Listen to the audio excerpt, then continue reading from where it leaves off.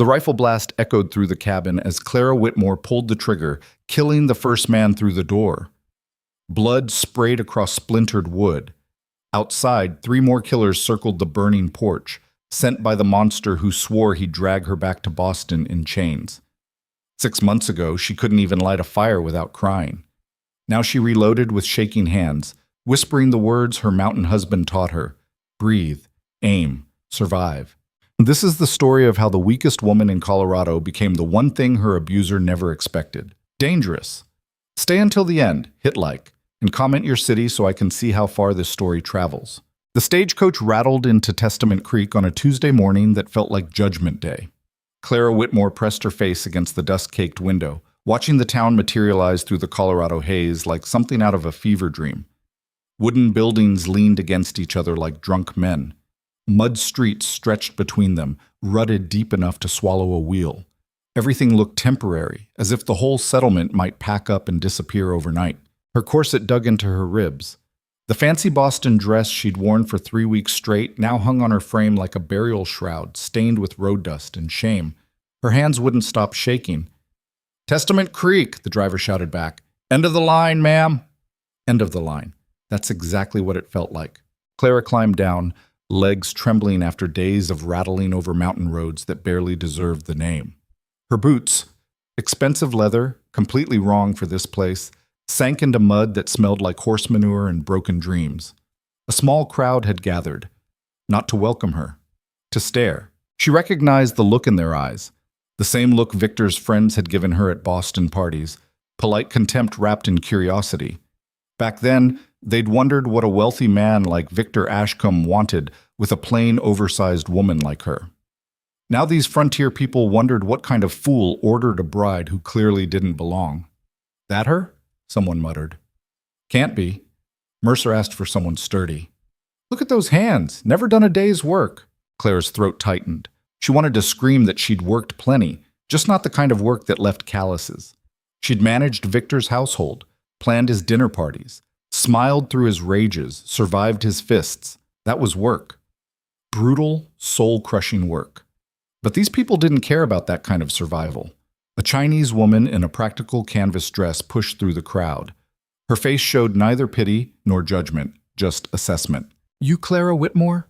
Her accent was slight, her tone direct. "Yes. I'm Mrs. Chen, run the general store." She looked Clara up and down, taking in the ruined dress, the trembling hands, the exhaustion carved into every line of her face. "Rowan Mercer's up at his cabin, 6 miles that way." She pointed toward a mountain that looked like something conjured by nightmares, all jagged peaks and dark pine forests. "Trails marked, barely." 6 miles? Clara's voice cracked. She'd barely walked 6 blocks in Boston without her legs aching.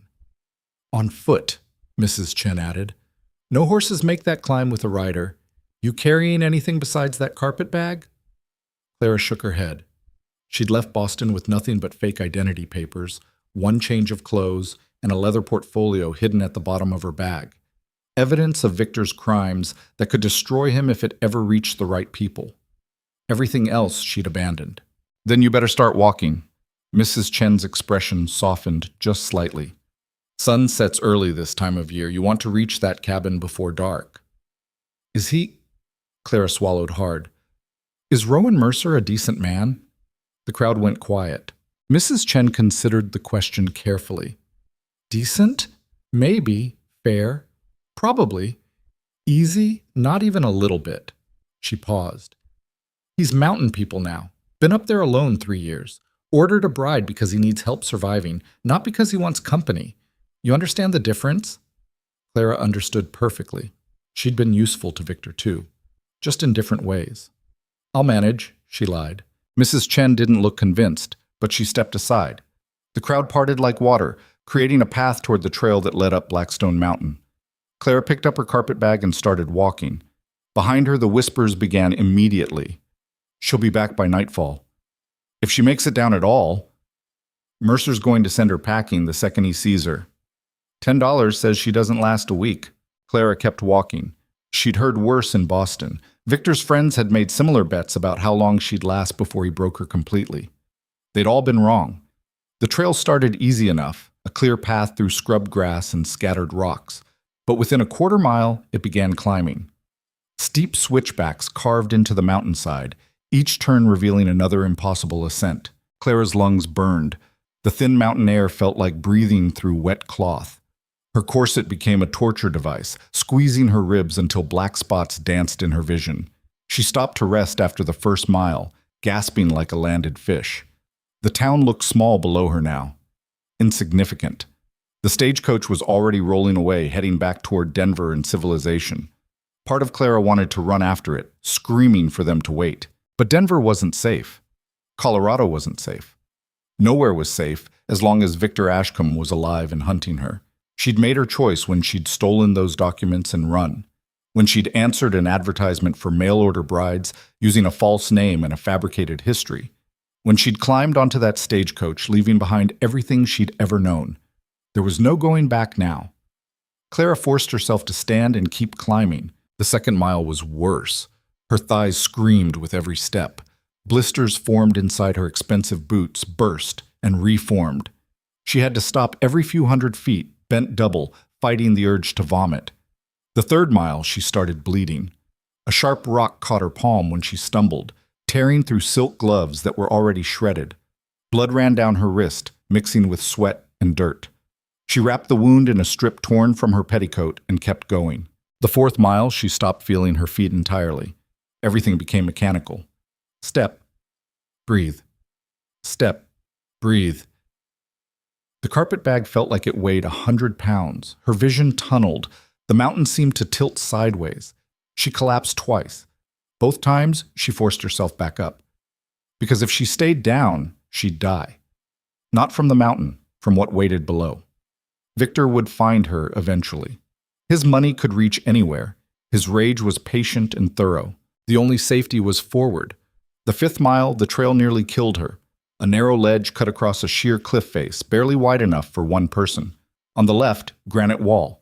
On the right, a drop that seemed to fall forever. Wind howled up from the valley below, trying to tear her off the mountain like a scrap of paper.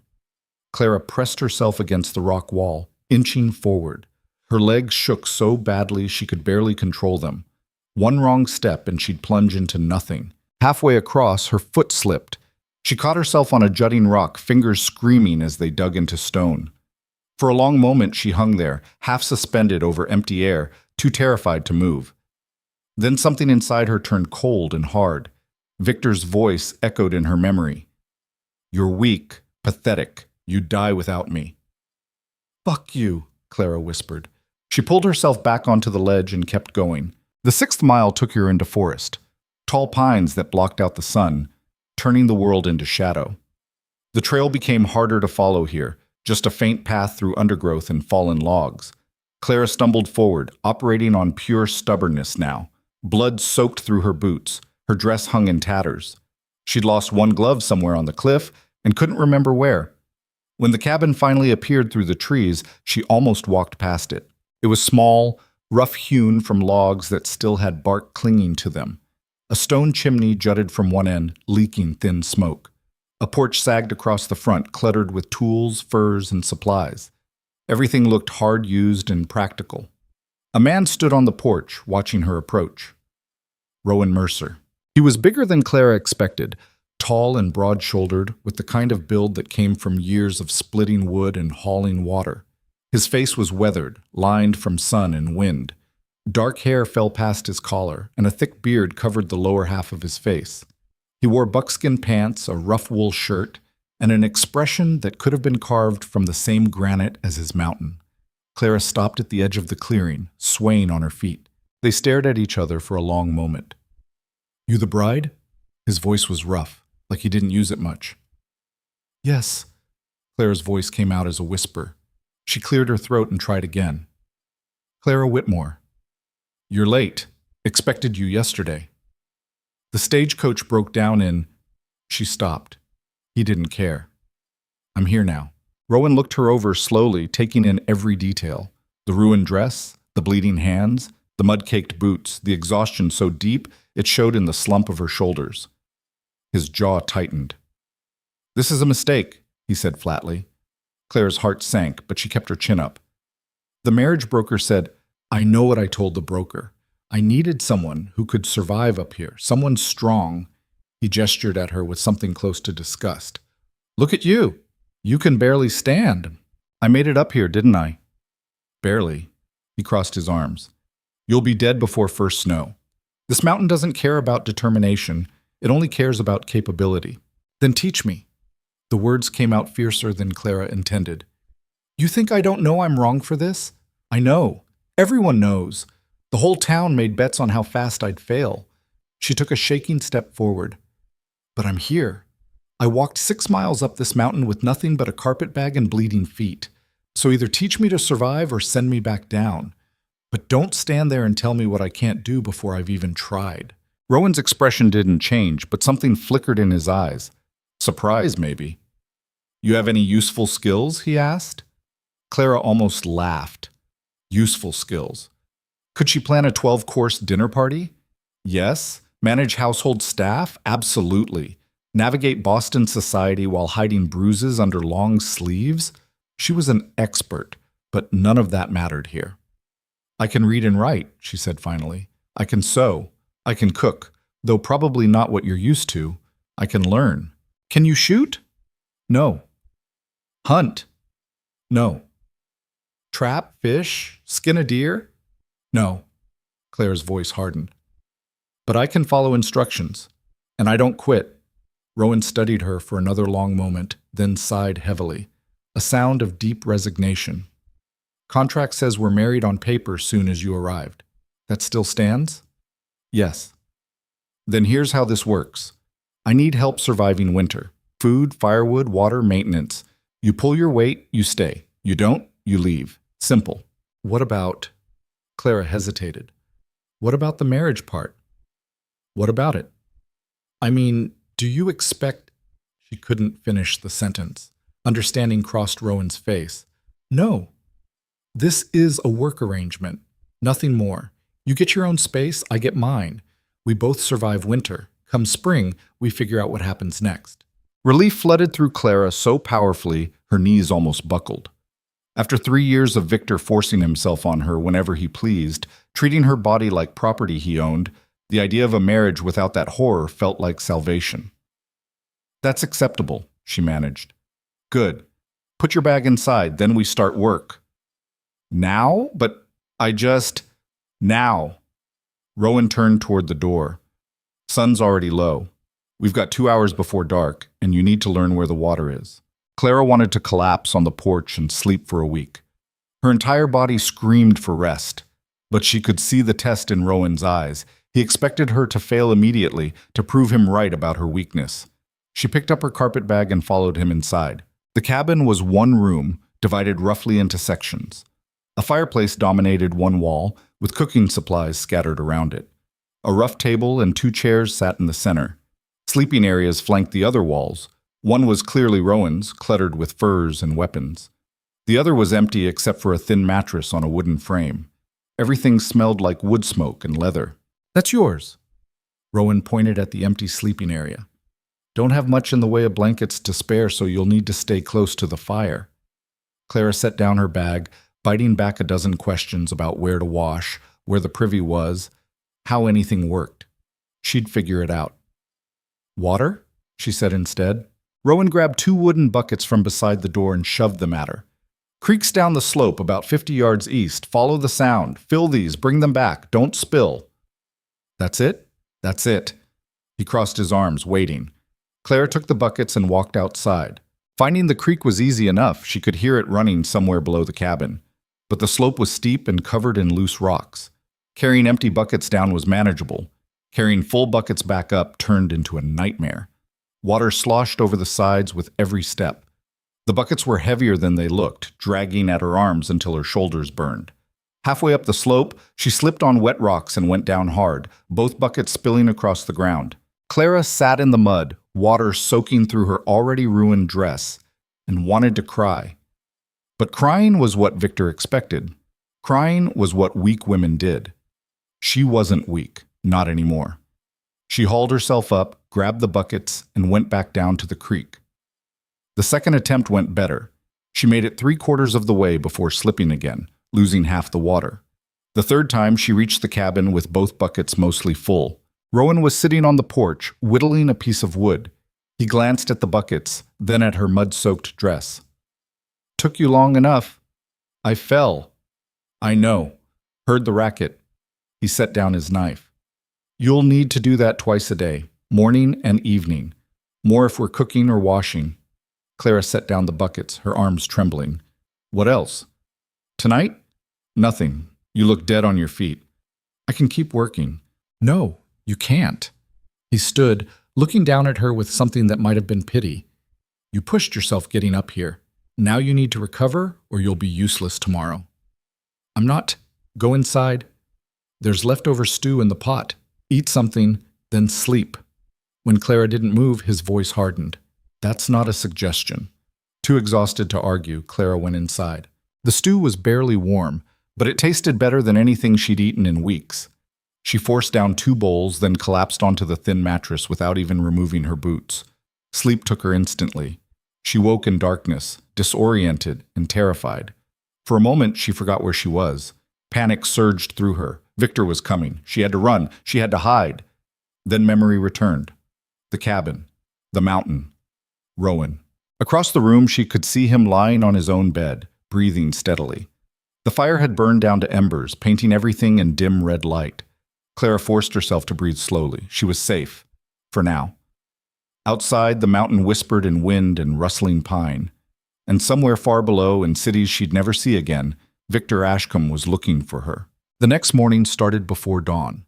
Rowan woke her by dropping an armload of wood beside the fire with a crash that nearly gave Clara a heart attack. "Up," he said shortly. "Fire needs tending." Clara dragged herself upright, every muscle screaming. Yesterday's climb had left her so stiff she could barely move. "How do I—" She gestured helplessly at the fireplace. Rowan showed her once how to arrange kindling, how to blow the embers back to life, how to add larger logs without smothering the flames. Then he handed her the poker. "Practice. I'm checking trap lines." "Wait, you're leaving?" "I've got work to do, so do you." He grabbed his rifle from beside the door. "Keep the fire going. Haul more water. There's bread and dried meat for breakfast. I'll be back by afternoon." Then he was gone, leaving Clara alone in a cabin she didn't understand, on a mountain that wanted to kill her. The fire went out twice before she got it right. The first time, she added too much wood too fast and smothered it. The second time, she let it burn too low before adding more fuel. Both times, she had to start over from embers, coaxing heat back from nothing with shaking hands and growing frustration. By the third attempt, she'd figured out the rhythm. Small pieces first. Wait. Blow gently. Add more. Wait. When flames finally caught and held, Clara felt a surge of pride completely out of proportion to the accomplishment. She'd made fire. Actual fire. Next came water. This time, she studied the slope before descending, choosing her footing more carefully. The buckets were still heavy, still awkward, but she made it back without spilling. Small victory. Breakfast was bread so hard she had to soak it in water and dried venison that tasted like leather. Clara ate it anyway, her body too hungry to care. Then she looked around the cabin and realized she had no idea what to do next. Rowan had said to keep busy, but doing what? She didn't know how anything worked up here. Didn't know what needed doing or when or how. For 3 hours, she wandered the cabin like a ghost, too afraid to touch anything in case she broke it. When Rowan returned, he found her sitting at the table, hands folded, staring at nothing. "That's what you did all morning?" His voice was flat with disappointment. "Sat there?" "I didn't know what—" "Look around. Figure it out." He gestured at the cluttered cabin. "Fire needs wood. Wood needs splitting. Food needs preparing. Nothing up here happens by itself." "Then show me how." "I did. This morning, you watched me build the fire." "That's one thing. There's 100 other things I don't know." Rowan set down his rifle with careful control. "You want me to hold your hand through everything? Explain every single task like you're a child?" "I want you to teach me like you agreed to." "I agreed to let you stay if you pulled your weight. I didn't agree to be your nursemaid." They glared at each other across the cabin. Finally, Rowan sighed. "Fine, come on." He took her outside and pointed at a massive pile of logs stacked beside the cabin. "That needs to be split into firewood. We'll need 3 cords minimum to survive winter, maybe 4. I don't know what a cord is. Doesn't matter, just means a lot. He grabbed an axe and a piece of log, setting it upright on a scarred tree stump. Watch. He swung the axe in a smooth arc, splitting the log cleanly in half with one strike. Your turn. Clara took the axe. It was heavier than she expected, the handle rough against her already blistered palms. She positioned a log like Rowan had, raised the axe, and swung. The blade bit into the wood and stuck there, refusing to go through. Clara yanked it free and tried again, and again, and again. After 10 swings, her arms were shaking too badly to continue. The log still wasn't split. You're doing it wrong, Rowan said. Then tell me how to do it right. I just showed you. You showed me what it looks like when you do it. That's not the same as teaching me how. Rowan's jaw tightened. He stepped behind her, positioning her hands differently on the axe handle. Stop trying to muscle it. Let the weight of the axe do the work. Swing smooth, not hard. His hands were rough and warm against hers. Clara could feel the strength in them, the casual power of someone who'd done this 10,000 times. She swung again, following his guidance. The log split. Not cleanly, not perfectly, but it split. There, Rowan said, stepping back. Again. Clara split wood until her arms gave out completely. She managed maybe 20 pieces before she had to stop, gasping and shaking. Rowan had split 100 in the same time. It's a start, he said, which felt like the closest thing to praise she'd get. The next week was brutal. Every day, Rowan gave Clara new tasks, demonstrated them once, and expected her to figure out the rest. She learned by failing, burning food, spilling supplies, cutting herself while trying to skin a rabbit, freezing half to death while hauling water because she hadn't dressed warm enough. Everything was harder than it should have been. Her city-soft hands blistered and bled. Her body, unused to physical labor, screamed with every movement. Simple tasks that Rowan completed in minutes took Clara hours, but she kept trying. She learned to build fires that actually stayed lit, to carry water without spilling most of it, to split wood without the axe getting stuck, to cook over an open flame without burning everything. She learned where Rowan kept tools, how to sharpen knives, how to tell if meat had gone bad. She learned the rhythm of mountain life, constant work punctuated by brief rest, everything dictated by sun and weather. Rowan remained distant and blunt, treating her like a problem he had to manage rather than a person. He spoke in short sentences, gave instructions without explanation, and showed zero patience for mistakes. But he didn't yell, didn't hit, didn't force himself on her when darkness fell. After Victor, that felt like kindness. One evening, 2 weeks after her arrival, Clara was preparing dinner when the knife slipped. Blood welled up from a deep cut across her palm. She bit back a cry, pressing her other hand over the wound. Rowan looked up from the fur he was working on. Let me see. It's fine. Let me see it. Reluctantly, Clara showed him the cut. Blood ran between her fingers, dripping onto the floor. Rowan stood, grabbed a clean cloth, and wrapped her hand with surprising gentleness. You need to be more careful. I know. No, you don't. Up here, an infected cut can kill you. We're 6 miles from town. No doctor. No medicine beyond what I've got stored. He tied off the bandage. Every wound is serious. Understand? Clara nodded, throat tight. For the first time since she'd arrived, Rowan's voice wasn't harsh, just matter of fact, explaining reality without judgment. Thank you, she managed. He released her hand and went back to his furs without another word. That night, lying on her thin mattress and listening to the mountain wind, Clara realized something had shifted. The terrified city woman who'd collapsed on this cabin's doorstep was fading. In her place, someone harder was emerging. Someone who could split wood and build fires and survive. Someone Victor Ashcombe would never recognize. The thought made her smile in the darkness. 3 weeks into her mountain exile, Clara finally asked the question that had been building inside her since she arrived. They were eating dinner, venison stew that Clara had actually managed not to burn, when she set down her spoon and looked across the table at Rowan. Why did you order a bride? He paused mid-bite, expression guarded. Needed help. You could have hired someone or partnered with another trapper. Didn't want to. Why not? That's my business. We're married. On paper, at least. That makes it my business, too.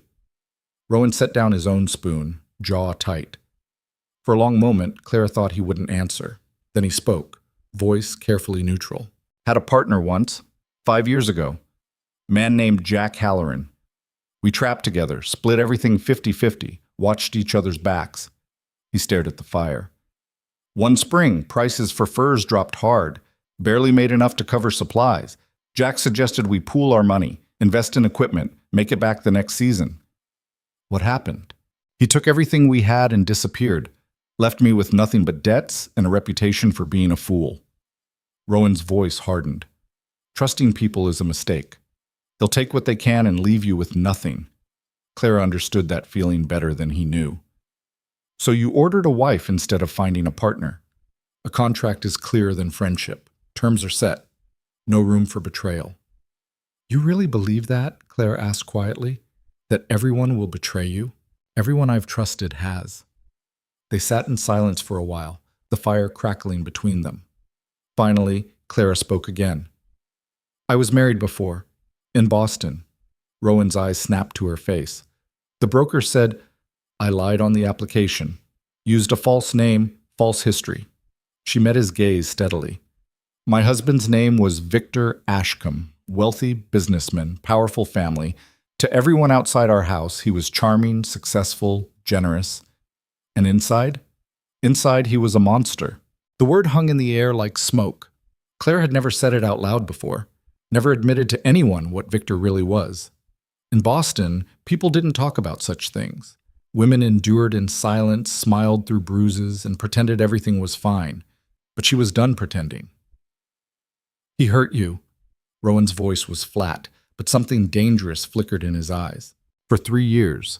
Started small, criticizing my appearance, isolating me from friends, controlling every aspect of my life. Then came the hitting, the forcing, the nights I thought he might actually kill me. Clara's hands clenched in her lap. I tried to leave once. He found me within a day, dragged me back, locked me in our bedroom for a week. Why didn't you go to the law? Clara laughed bitterly. Victor Ashcombe owns half the police in Boston. His family has judges, politicians, and lawyers on retainer. I could have screamed his crimes from the rooftops and no one would have done a thing. So you ran. I stole evidence of his illegal business dealings, fraud, bribery, extortion, documents that could destroy him if they reached the right people. Then I bought passage on the first stagecoach west under a fake name. She looked at Rowan directly. I came here to disappear, to become someone he could never find. Does he know where you are? Not yet, but he will eventually. Victor doesn't let go of things he considers his. Rowan was quiet for a long time, processing this information. You should have told me before, he said finally. Would you have accepted me if you knew? No? Clara nodded. She'd expected that. Are you sending me back? Another long silence. Then Rowan stood, walked to the door, and stared out at the darkening mountain. When I was young, he said quietly, my father used to beat my mother. Every night. She'd make dinner wrong, or speak too loud, or just exist in a way that angered him. He'd hit her until she stopped moving, then act like nothing happened the next morning. Clara's breath caught. I tried to stop him once. I was maybe 12. He broke 3 of my ribs and told me if I interfered again, he'd kill us both. Rowan's hands clenched on the doorframe. My mother died when I was 15. Officially, it was pneumonia, but I knew the truth. He'd beaten her so many times that her body just gave up. I'm sorry. I'm not telling you for sympathy. I'm telling you so you understand. He turned to face her. Men like your Victor, like my father, they think violence makes them strong. They think controlling someone weaker proves their power. You're nothing like them. How would you know? You barely know me. Because you've had 100 chances to hurt me. I'm weak up here, useless, a burden you never asked for. You could have done anything you wanted and no one would have stopped you. Claire's voice steadied. But you didn't. You gave me space, taught me to survive, kept your word. Rowan looked at her for a long moment, something complicated crossing his face. If your Victor comes looking for you, he said quietly, he won't find a frightened city woman hiding in my cabin. He'll find a mountain trapper's wife who knows how to shoot straight and doesn't run from a fight. It wasn't comfort, wasn't reassurance. It was a promise. Clara felt something crack open inside her chest, a tiny, fragile thing that might have been hope. "Thank you," she whispered. Rowan nodded once and returned to his dinner. Neither of them spoke again that night, but something had changed between them. A wall had come down, just slightly, and for the first time since arriving on Blackstone Mountain, Clara thought she might actually survive what was coming. Winter announced itself with a cold that made Clara's bones ache. She woke one October morning to find frost coating the inside of the cabin windows, her breath visible in the air. The fire had died to ash during the night. Her fingers were so numb she could barely hold the kindling. Rowan was already awake, layering furs across his shoulders. "Storm's coming," he said without preamble. "Big one. We've got maybe 2 days to prepare." Clara looked out the window at a sky that seemed clear enough. "How do you know?" "Birds stopped singing yesterday. Deer moved down mountain. Wind changed direction." He pulled on heavy gloves. "Mountain tells you everything if you pay attention." "What do we need to do?" "Everything." He wasn't exaggerating. For the next 48 hours, they worked from dawn until long after dark. Rowan showed Clara how to stack firewood against the cabin walls for easy access when snow buried everything, how to secure the shutters so wind wouldn't tear them off, how to move their most critical supplies inside: smoked meat, dried beans, flour, salt, ammunition. Clara hauled water until her shoulders screamed, then hauled more. They'd need enough to last weeks if the storm trapped them inside. She learned to recognize the signs Rowan had mentioned: the unnatural stillness in the forest, the way temperature dropped steadily, degree by degree, the smell of snow in the air, metallic and sharp. On the second evening, as gray clouds rolled over the peaks like a tsunami, Rowan brought out his rifles, 3 of them, well-maintained and deadly. "You need to learn to shoot," he said. Clara stared at the weapons. "Now? Should have taught you weeks ago. Didn't think winter would come this fast." He held out the smallest rifle.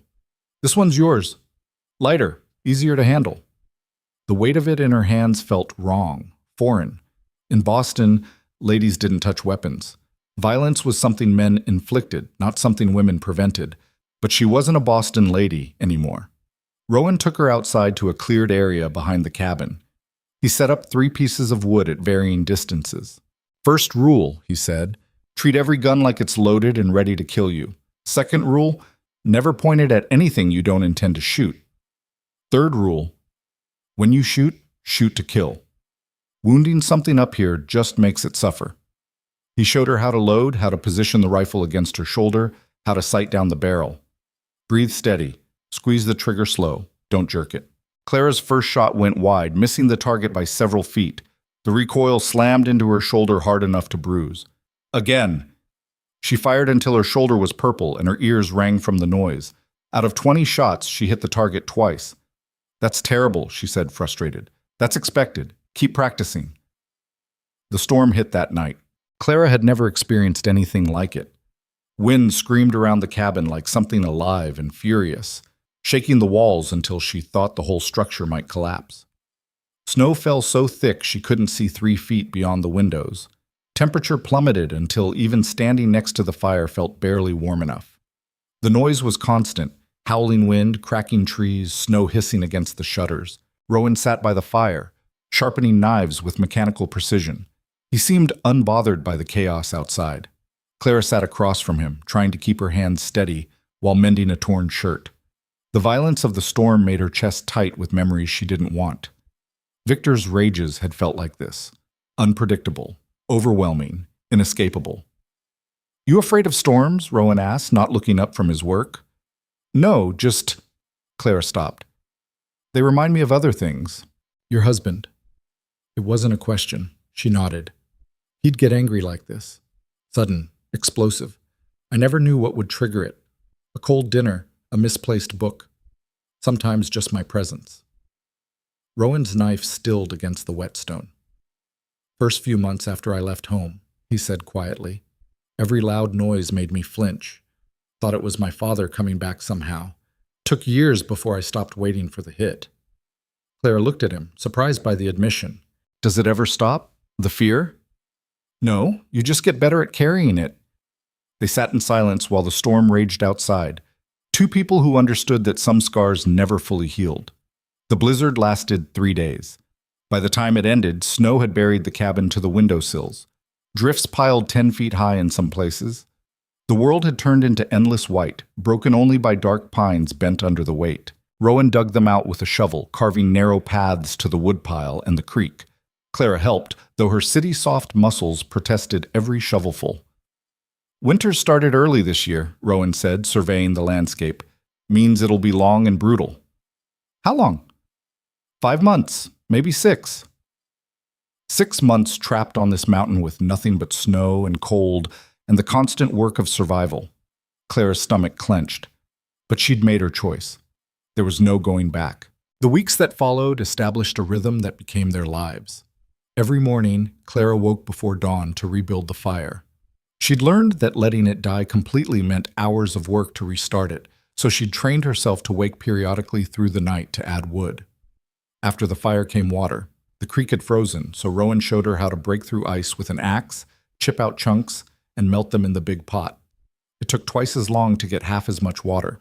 Then came breakfast, usually dried meat and whatever bread Clara had managed to bake. Her cooking had improved out of sheer necessity. Food tasted better when you were starving and exhausted. After breakfast, the real work began. Rowan checked trap lines while Clara split wood, hauled more water, and tried to keep the cabin from falling apart. Nothing stayed fixed for long up here. Shutters came loose. Chinking between logs cracked. Tools broke and needed mending. She learned to make repairs with whatever materials they had. Strips of leather, bits of wire, pure stubbornness. Some days, Rowan took her hunting. Clara hated it at first. Hated tracking deer through snow. Hated the waiting in frozen silence. Hated the moment of killing. But Rowan was blunt about necessity. "You think that venison appears by magic? Everything up here dies so something else can live. You eat meat, you need to understand what that costs." So Clara learned to track, to move quietly, to control her breathing. She got better with the rifle through practice and desperation. Her shooting improved from terrible to merely bad, then from bad to adequate. The first time she brought down a deer herself, she cried. Rowan found her sitting in the snow beside the dead animal, tears freezing on her cheeks. "You did good," he said. "I killed it." "Yes, and now we eat for another week." He taught her how to field dress the carcass, how to quarter the meat, how to waste nothing. His hands guided hers through the bloody work, patient in a way he rarely was with anything else. That night, eating venison she'd killed and butchered herself, Clara felt something shift inside her. Guilt mixed with pride, mixed with the strange acceptance that this was survival. Messy, brutal, necessary. She was changing. The mountain was remaking her into something she didn't fully recognize yet. November brought deeper cold and longer nights. Clara and Rowan spent more time inside the cabin, working on tasks that could be done by firelight. He showed her how to cure hides, how to repair snowshoes, how to make candles from rendered fat. She taught him to read better. He knew basics, but struggled with anything complex. So in the evenings, Clara would read aloud from the 3 books Rowan owned, a Bible he never opened, a guide to trapping, and a water-damaged novel someone had left in the cabin years ago. Her voice filled the space between them, making the silence less heavy. One night, Rowan interrupted her reading. "Why'd you answer the bride advertisement?" Clara set down the book. They'd been avoiding this conversation for weeks. "I told you I needed to disappear." "But why marry a stranger? You could have just kept moving, changed your name, found work somewhere." "Victor would have found me. His money reaches everywhere. His family has connections in every major city." She pulled her knees to her chest. "But a mail-order bride going to some mountain in Colorado? That's not the kind of thing his investigators would think to check." The marriage broker promised discretion. No records, no traces. Just a contract and a new life. "You traded one husband for another." "I traded a monster for a contract. Those aren't the same thing."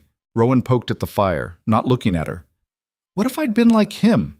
What if you'd climbed 6 miles up a mountain to find another Victor waiting?" The question hung between them, heavy with implication. "I had a knife in my bag," Clara said quietly. "If you'd tried to hurt me, I would have used it. Then I would have walked back down this mountain and kept running until I found somewhere else to hide. You'd have died on that walk. Winter was already coming. Better dead than owned." Rowan's jaw tightened. He stood abruptly and walked to the door, staring out at the frozen darkness. I'm not going to hurt you, he said finally. I know. Do you? Really? Clara thought about the past 2 months. All the times Rowan could have taken advantage of her weakness, her dependence, her complete isolation. All the times he'd kept his distance instead, treating their arrangement like the business contract it was supposed to be. Yes, she said, I really know. Rowan turned to look at her, something complicated crossing his face. You're nothing like I expected, he admitted. Neither are you. They held each other's gaze for a long moment, something unspoken passing between them. Then Rowan cleared his throat and sat back down. Keep reading. I want to know if that trapper actually survives the avalanche. Clara picked up the book again, hiding a small smile. December arrived with a storm that made the October blizzard look gentle. Wind hit the cabin so hard that Clara genuinely feared the walls would cave in. Snow piled against the door until they had to dig their way out from the inside. The temperature dropped so low that water froze solid within minutes of being poured. They were trapped inside for a week straight. Living in one room with another person for that long should have been unbearable. Clara expected tension, arguments, the kind of claustrophobic rage that came from too much proximity. But somehow it wasn't that bad. Maybe because they'd both learned to exist in silence. Or maybe because they were both too focused on survival to waste energy on conflict. On the 4th day of the storm, Clara was attempting to darn socks by firelight when Rowan spoke suddenly. Tell me about Boston. She looked up, surprised. He rarely asked about her past. What do you want to know? Anything. What was it like? Clara thought about how to answer. Crowded, loud, every building pressed against the next one, streets packed with people, noise everywhere. You could never really be alone, but you could be lonely. You miss it? No, I miss who I might have been there if things had been different. But the actual city? No. What would you have been? I don't know. Maybe a teacher. I always liked working with children. She smiled sadly. Victor never allowed it, of course. Said his wife didn't need to work. What he meant was that he didn't want me having my own money or independence. You're good with explaining things, Rowan said. Patient. Better than most teachers I had. You went to school? Until I was 10. Then my father pulled me out, said formal education made boys soft. Rowan's expression hardened. Taught me to trap and hunt instead. Beat me when I did it wrong. That was his version of teaching. Clara set down her sewing. How'd you learn to read then? My mother. She'd hide books and teach me at night when he was passed out drunk. Said reading was the only thing that kept her sane. His voice dropped. After she died, I kept the books. Moved up here where no one could tell me what to do or who to be. Do you ever regret it, isolating yourself? Every winter, Rowan admitted. But less now. The words were simple, but the meaning behind them made Clara's chest tighten. Less now because I'm here? Less now because you're here. They looked at each other across the firelight, and Clara realized with sudden clarity that something had changed between them. The careful distance they'd maintained was eroding, replaced by something warmer and infinitely more dangerous. Partnership was becoming friendship. Friendship was becoming something else. Clara should have been terrified. After Victor, the thought of trusting another man should have sent her running. But Rowan wasn't Victor. Rowan gave her space, respected her boundaries, taught her to be strong instead of keeping her weak. Thank you, she said softly, for not being who I feared you might be. Rowan's expression shifted, surprise, then something that might have been tenderness. Thank you for not giving up when everyone expected you to. The storm outside howled, but inside the cabin, something quiet and careful was growing between them.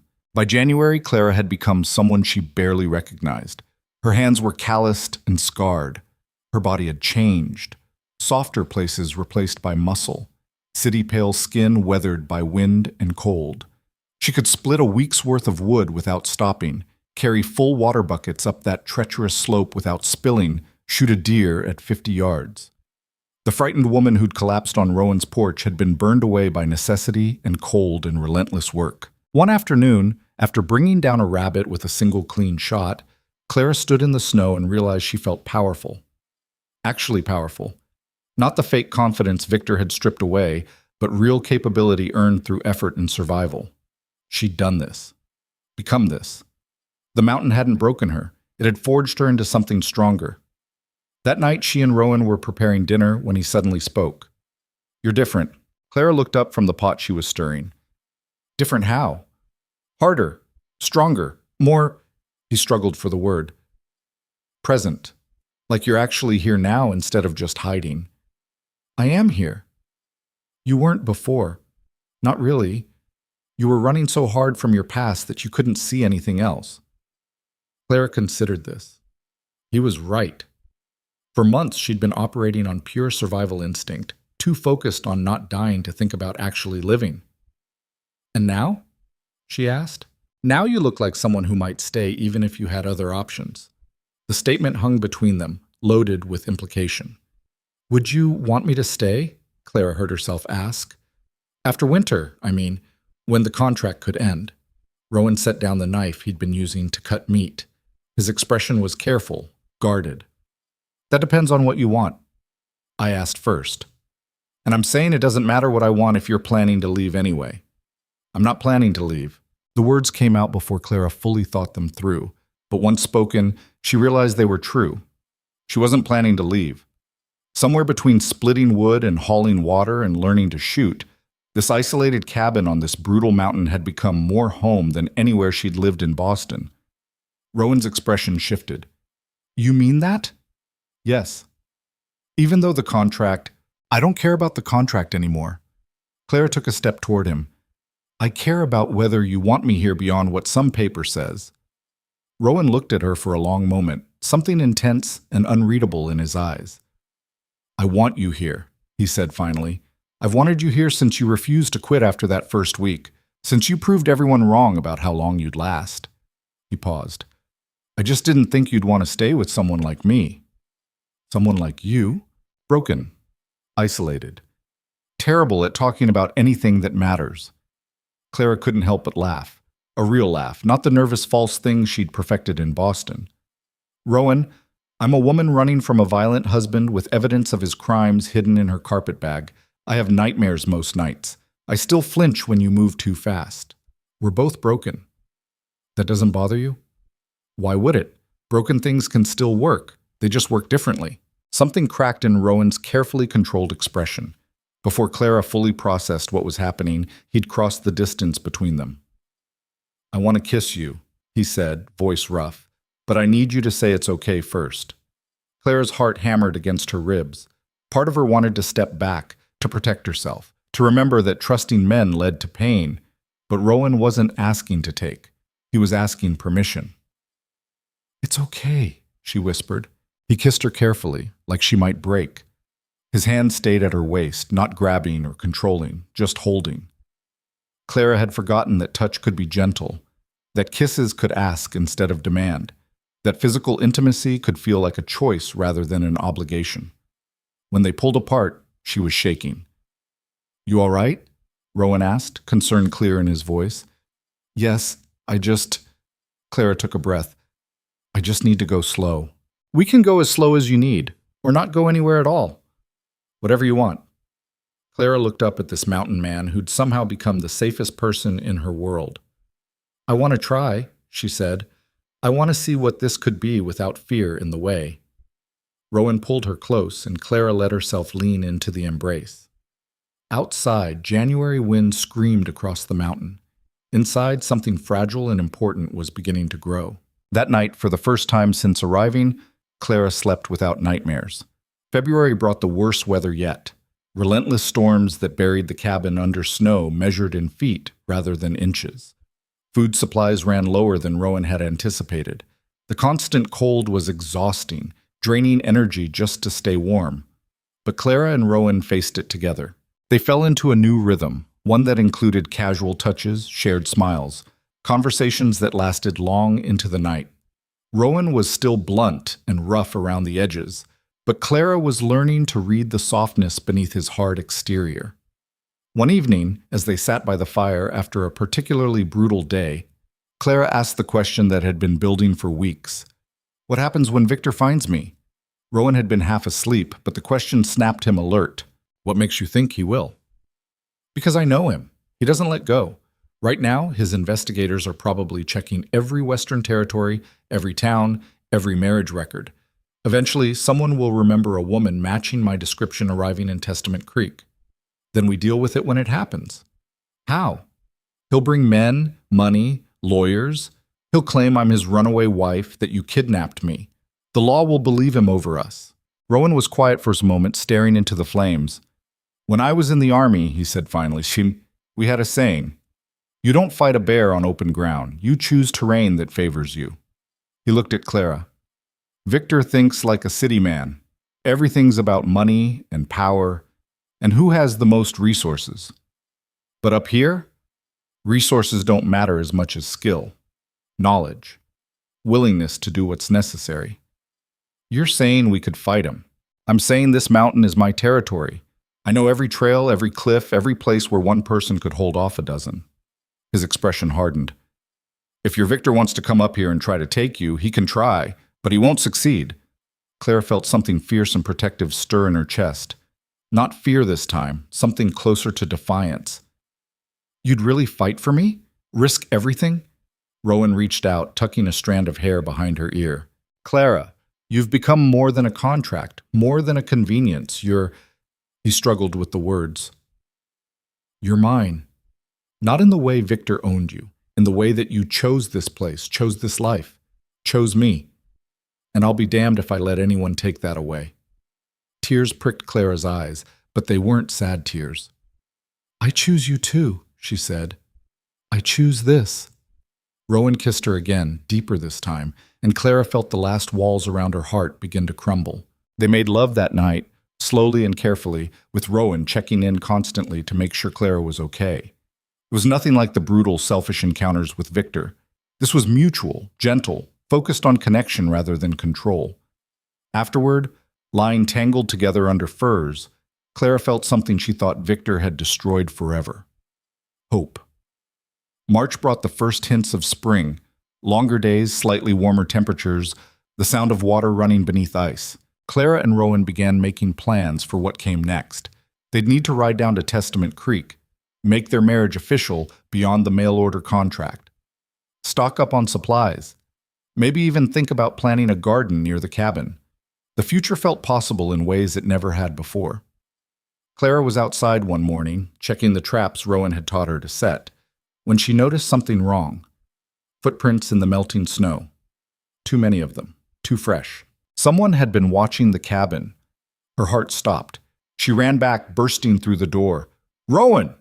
He was at the table, cleaning his rifle. He looked up at her panic-stricken face and was on his feet instantly. What happened? Footprints, multiple people, just beyond the tree line. Rowan's expression went cold and hard. He grabbed his rifle and moved to the window, scanning the forest. Clara saw them at the same moment he did. 4 men on horseback, picking their way up the trail toward the cabin. They wore city clothes, expensive coats, polished boots. Completely wrong for this terrain. And in the center of the group, sitting straight-backed and arrogant, was a face Clara recognized even at this distance. Victor Ashcombe had found her. Rowan's hand found hers, squeezing once. Get the rifles, he said quietly. Load all of them. Then get behind the table and don't stand up unless I tell you to. Rowan, do it. Now! Clara moved on autopilot, grabbing weapons and ammunition. Her hand shook so badly she nearly dropped the bullets. Outside, the horses drew closer. Rowan positioned himself in the doorway, rifle across his chest, every inch of him radiating dangerous calm. The riders stopped 20 feet from the cabin. Victor dismounted slowly, smiling like he'd just arrived at a pleasant social visit. He looked exactly as Clara remembered, handsome in a cold, aristocratic way, with dark hair and sharp features. Expensive clothes that probably cost more than everything in this cabin combined. Clara, darling, he called out, voice dripping false warmth. There you are. We've been so worried. Clara stepped into view beside Rowan, forcing herself to meet Victor's eyes. I'm not going back with you. Victor's smile never wavered, but something vicious flickered behind his eyes. Of course you are. You're my wife. You belong with me. He gestured at the cabin dismissively. This charade ends now. Come down, and we'll forget this entire unfortunate episode. She said no. Rowan's voice was flat and absolutely final. Victor's attention shifted to Rowan, assessing him like he might assess livestock. And you must be the mountain savage who kidnapped my wife. I'll give you one chance to walk away from this. Release Clara immediately, and I won't have you arrested for abduction. I didn't kidnap anyone. She came here of her own free will. She's mentally unwell, not capable of making such decisions. Victor's tone was so smooth, so reasonable. I have doctors who will testify to her instability. I have witnesses who will confirm she fled during an episode. Legally, I have every right to take her home. Clara's chest tightened. This was exactly what she'd feared. Victor twisting everything, making himself the victim, using his money and power to rewrite reality. But Rowan didn't flinch. She's not going anywhere. Victor's smile finally disappeared, replaced by cold rage. Then you'll die defending property that isn't yours. He turned to his men. Take her. Kill him if he resists. The 4 hired guns reached for their weapons. Rowan raised his rifle in one smooth motion and fired. The shot hit the ground inches from the lead man's boot. Every horse spooked, rearing and screaming. Next one goes through your chest, Rowan said calmly. All of you, turn around and ride back down this mountain, now. For a moment, Clara thought they might actually retreat. Then Victor pulled out his own pistol and fired at the cabin. The bullet splintered wood beside Clara's head. Rowan shoved her back inside and returned fire, driving the men back toward the trees. Get the other rifles, he shouted. We need to hold them off until dark. Clara grabbed weapons with shaking hands as bullets began tearing through the cabin walls. The woman who'd arrived on this mountain 6 months ago would have frozen with terror. But that woman didn't exist anymore. Clara took position at the window, raised her rifle, and started shooting back. The gunfire was deafening in the confined space of the cabin. Wood splintered and exploded around them as bullets punched through walls that had never been built to withstand this kind of assault. Clara's ears rang so badly she could barely hear Rowan shouting instructions beside her. Conserve ammunition, he yelled. Don't shoot unless you have a clear target. Clara's hand shook as she sighted down the rifle barrel, trying to track the men who were using the trees for cover. Her first shot went wide, kicking up snow 3 feet from the nearest gunman. Her second shattered bark off a pine trunk. But her third hit. One of Victor's men jerked backward, clutching his shoulder. Blood bloomed across his expensive coat. He stumbled behind a boulder, screaming curses that carried clearly through the mountain air. Clara stared at what she'd done. Frozen. She'd shot a person. Actually, shot someone. Good, Rowan said, not even looking at her. Keep them pinned. Don't let them get closer. He fired twice in quick succession, forcing 2 men to dive for cover. His movements were calm, methodical, nothing like the panic racing through Clara's veins. Victor's voice cut through the chaos. Burn them out! Clara's stomach dropped. Through the window, she saw one of the men pull out a bottle with a rag stuffed in the neck. He lit the rag with a match. Rowan, I see it. Rowan fired. The bottle exploded in the man's hand, spraying burning liquid across his arm and chest. His screams were inhuman as he rolled in the snow, trying to extinguish flames that clung to him like living things. But another man had already lit a second bottle. This one he threw before Rowan could stop him. The makeshift bomb crashed through a window and exploded against the cabin's interior wall. Fire spread instantly, hungry and vicious, eating through dry wood and old furs. We can't stay here, Clara shouted. Back door! Rowan grabbed her arm, pulling her toward the rear of the cabin. Grab the rifle and ammunition, nothing else. Clara snatched up what she could while flames consumed their home.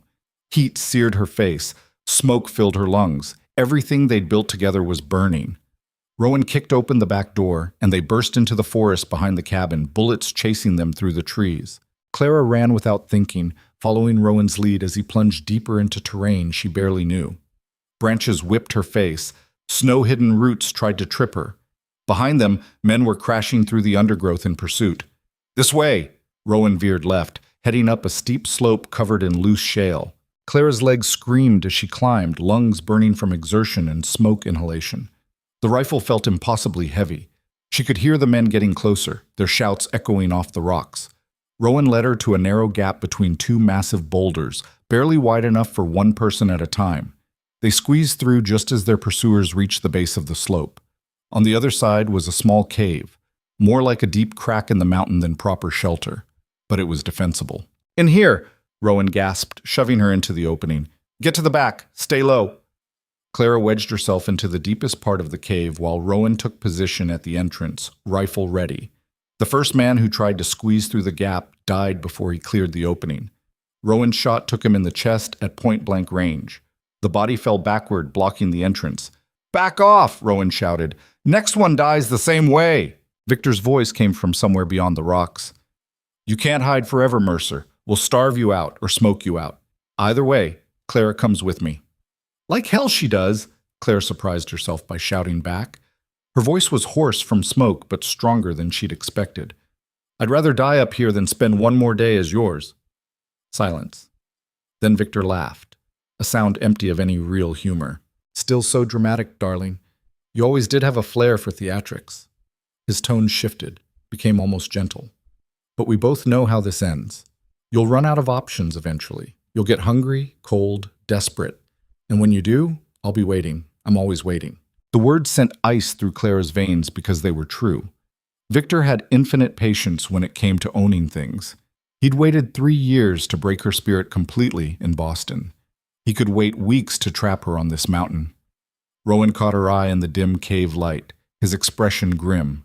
He was thinking the same thing. "We can't stay here," he said quietly, just loud enough for Clara to hear. "Limited ammunition. No food, no water. They'll outlast us." "Then what do? We turn this into our terrain instead of theirs." Clara didn't understand until Rowan explained his plan in whispered fragments while they waited for Victor's next move. It was insane, reckless, the kind of gambit that would either save them or kill them both. But it was better than waiting to die in a cave. As sunset painted the sky purple and orange, Rowan made his move. He fired 3 quick shots from the cave entrance, then immediately bolted backward, grabbing Clara's hand. "Run! Now!" They fled deeper into the cave system because what had looked like a simple crack in the rock actually extended much farther than Clara had realized, twisting back into the mountain's interior. Behind them, men rushed into the gap, thinking their prey was cornered. But Rowan knew these caves. He'd explored every inch of this mountain during his years alone. He led Clara through passages so narrow they had to turn sideways, through chambers where water dripped steadily from the ceiling, through darkness so complete that Clara had to trust his hand in hers completely. They emerged from a different opening entirely, half a mile from where they'd entered, while Victor's men were still searching the cave system for them. "This way," Rowan whispered, leading her along a ridge that overlooked the main trail back to the cabin. Or what was left of the cabin. From this vantage point, Clara could see it burning below them. The home they'd built together reduced to flames and collapsing timbers. Everything she'd learned to survive for, worked for, chosen for herself, was being destroyed. Rage replaced fear in her chest, cold, clarifying rage. "How do we stop them?" she asked. Rowan pointed to a section of trail where it narrowed between 2 cliff faces. "There. It's the only way back down the mountain for horses. If we can cut that off, they're trapped up here on foot." "How do we cut it off?" "Black powder. I've got some cached near here. We collapse the trail, force them to either surrender or try to climb down the cliffs." He looked at her seriously. "But if we do this, there's no going back. We'll be declaring war, trying to kill them before they kill us." Clara thought about Victor down there, so certain he owned her, so convinced she'd eventually crawl back to him because she had no other choice. She thought about the woman she'd been in Boston, afraid, controlled, trapped. And she thought about the woman she'd become on this mountain, strong, capable, free. "Let's do it," she said. They retrieved the black powder from where Rowan had hidden it in a waterproof cache. 3 small kegs that he'd kept for clearing stumps and breaking rock. Dangerous in the wrong hands, perfect for their purposes. Working quickly in the fading light, Rowan showed Clara how to set the charges beneath an overhanging rock shelf that already looked unstable. "We need to time this perfectly," he said. "Wait until they're in the kill zone, then light the fuse and run like hell." "How long is the fuse?" 30 seconds, maybe 40 if we're lucky." Clara's hands were steadier than she expected as she helped position the kegs. This was survival now, kill or be killed. And she'd already decided which side of that equation she wanted to be on. They finished as full dark fell across the mountain. Then they hid in the rocks above the trail and waited. The wait was agony. Clara's body ached from running and climbing. Her throat was raw from smoke. The cold seeped into her bones, making her teeth chatter, despite the heavy furs Rowan had grabbed from their emergency cache. "You doing okay?" Rowan whispered. "No, but I'll manage." He squeezed her hand. "When this is over—" "Don't," Clara interrupted. "Don't talk about after. Not yet. Let's just survive this first." Below them, torchlight appeared on the trail. Victor's men were regrouping, preparing to head back down the mountain for the night. Clara counted 5 figures, Victor and 4 gunmen. One must have died or been too injured to continue. They moved slowly, carefully, horses picking their way along the narrow trail. Closer, closer. "Get ready," Rowan breathed. The lead horses entered the kill zone directly beneath the unstable rock shelf. Victor was in the center of the group, still sitting straight-backed and arrogant, even after a day of mountain warfare. "Now," Rowan said. He struck a match and touched it to the fuse. The powder-soaked cord caught immediately, sparking and hissing as fire raced toward the charges. "Run!" They sprinted away from the blast zone, putting as much distance as possible between themselves and what was about to happen. Clara counted in her head. 20, 25, 30. The explosion tore the world apart. Sound hit her like a physical force, so loud it stopped being sound and became pure sensation. The mountain shook beneath her feet. A massive column of dust and debris erupted into the night sky. Then came the avalanche. Tons of granite collapsed in a cascading wave of destruction. Boulders the size of wagons tumbled down the mountainside, crushing everything beneath them. The entire rock shelf that had been overhanging the trail simply ceased to exist, replaced by a river of stone and death. The horses screamed. Horrible, terrified sounds that cut through even the roar of falling rock. Clara and Rowan threw themselves behind a larger boulder as debris rained down around them. Smaller rocks pelted their shelter. Dust so thick it was like breathing mud filled the air. The rumbling went on and on, seeming to last forever. Then finally, silence. Clara lifted her head, coughing violently. Everything was gray with dust. She couldn't see 3 feet in front of her face. "Rowan?" "Here." His voice came from right beside her, rough but alive. "You hurt?" "No. You?" "I'm fine." They waited for the dust to settle before moving toward the edge of their shelter to look at what they'd done. The trail was gone. Completely obliterated. Where there had been a narrow path between cliff faces, now there was only a massive pile of broken granite and destruction. Any horses or men caught in that had been crushed instantly. Clara felt sick but also grimly satisfied. This was war. This was survival. "Think we got them all?" she asked. Rowan scanned the destruction carefully. "Can't tell in this light. We'll need to wait until morning to—" Movement below. A figure climbing out of the rubble, limping badly but alive. Victor. He'd somehow survived, though his expensive clothes were torn and bloody. He looked up toward where they were hiding, and even at this distance, Clara could see the rage twisting his features. "Clara," he screamed, voice raw and desperate. "You can't run from me. You'll never be free." "We need to finish this," Rowan said quietly. "He'll never stop hunting you otherwise." Clara knew he was right. As long as Victor was alive, she'd never be safe. He'd pursue her to the ends of the earth, use every resource at his disposal, destroy anyone who tried to help her. This ended tonight, one way or another. "I'm going down there," she said. "Like hell you are. He's got a gun." "So do I." Clara checked her rifle, making sure it was loaded. "And I'm done running from him." "Clara, he's my monster, Rowan. I need to be the one who stops him." Rowan looked at her for a long moment, something painful crossing his face. Then he nodded slowly. "I'm coming with you, but you take the shot if you get it." They descended carefully through the destruction, weapons ready. The settling debris made every step treacherous. Dust still hung in the air, making it hard to see or breathe. Victor had taken cover behind a fallen boulder, reloading his pistol with shaking hands. He looked up as they approached, his face a mask of blood and hatred. "There you are," he rasped. "My darling wife. Come to finish what you started?" Clara raised her rifle, sighting down the barrel at the man who'd terrorized her for 3 years. "I'm not your wife, not anymore. I stopped being yours the day I left Boston." "You'll always be mine," Victor spat. You think this changes anything? You think killing me makes you free? He laughed, a broken sound. I've left instructions. If I die, my family will know everything. They'll hunt you down. They'll destroy this mountain savage you've attached yourself to.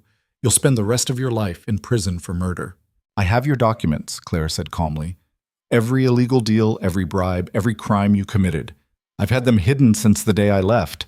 If your family comes after me, those documents go to every newspaper and courthouse in the country. Your precious family name will be worthless. Victor's face went pale. You're bluffing. Try me. For the first time since she'd known him, Clara saw real fear in Victor's eyes. Not fear of death, fear of consequences. Fear that he'd finally miscalculated. You stupid bitch, he hissed. You've ruined everything. He raised his pistol, aiming directly at Clara's heart. Clara didn't hesitate, didn't freeze, didn't let fear control her. She pulled the trigger. The rifle kicked against her shoulder. The shot echoed across the mountain. Victor's pistol fell from his hand as he staggered backward, clutching his chest. Blood spread across his white shirt in an expanding bloom. He looked at Clara with something like disbelief, as if he genuinely couldn't comprehend that she'd become capable of this. How? He gasped. You taught me to survive terrible things, Clara said quietly. Then this mountain taught me how to fight back. Victor collapsed into the snow, still staring at her. His breathing was shallow, labored. Rowan moved forward, checking the fallen man for weapons. Finding none, he stepped back beside Clara. It's over, he said. But Clara kept her rifle trained on Victor, not trusting this to be finished until she was absolutely certain. Victor coughed, blood flecking his lips. You think you've won? You're still the same scared girl.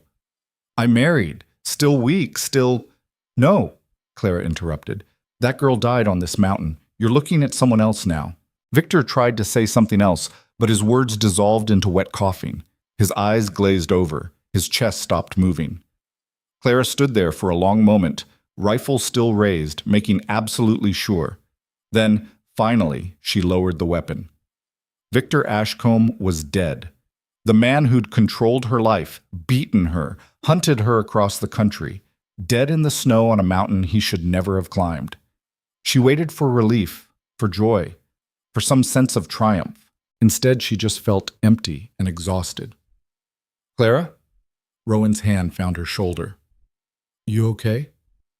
I don't know, she admitted. I thought killing him would feel different, like closure or victory. But it just feels necessary, like putting down a rabid animal.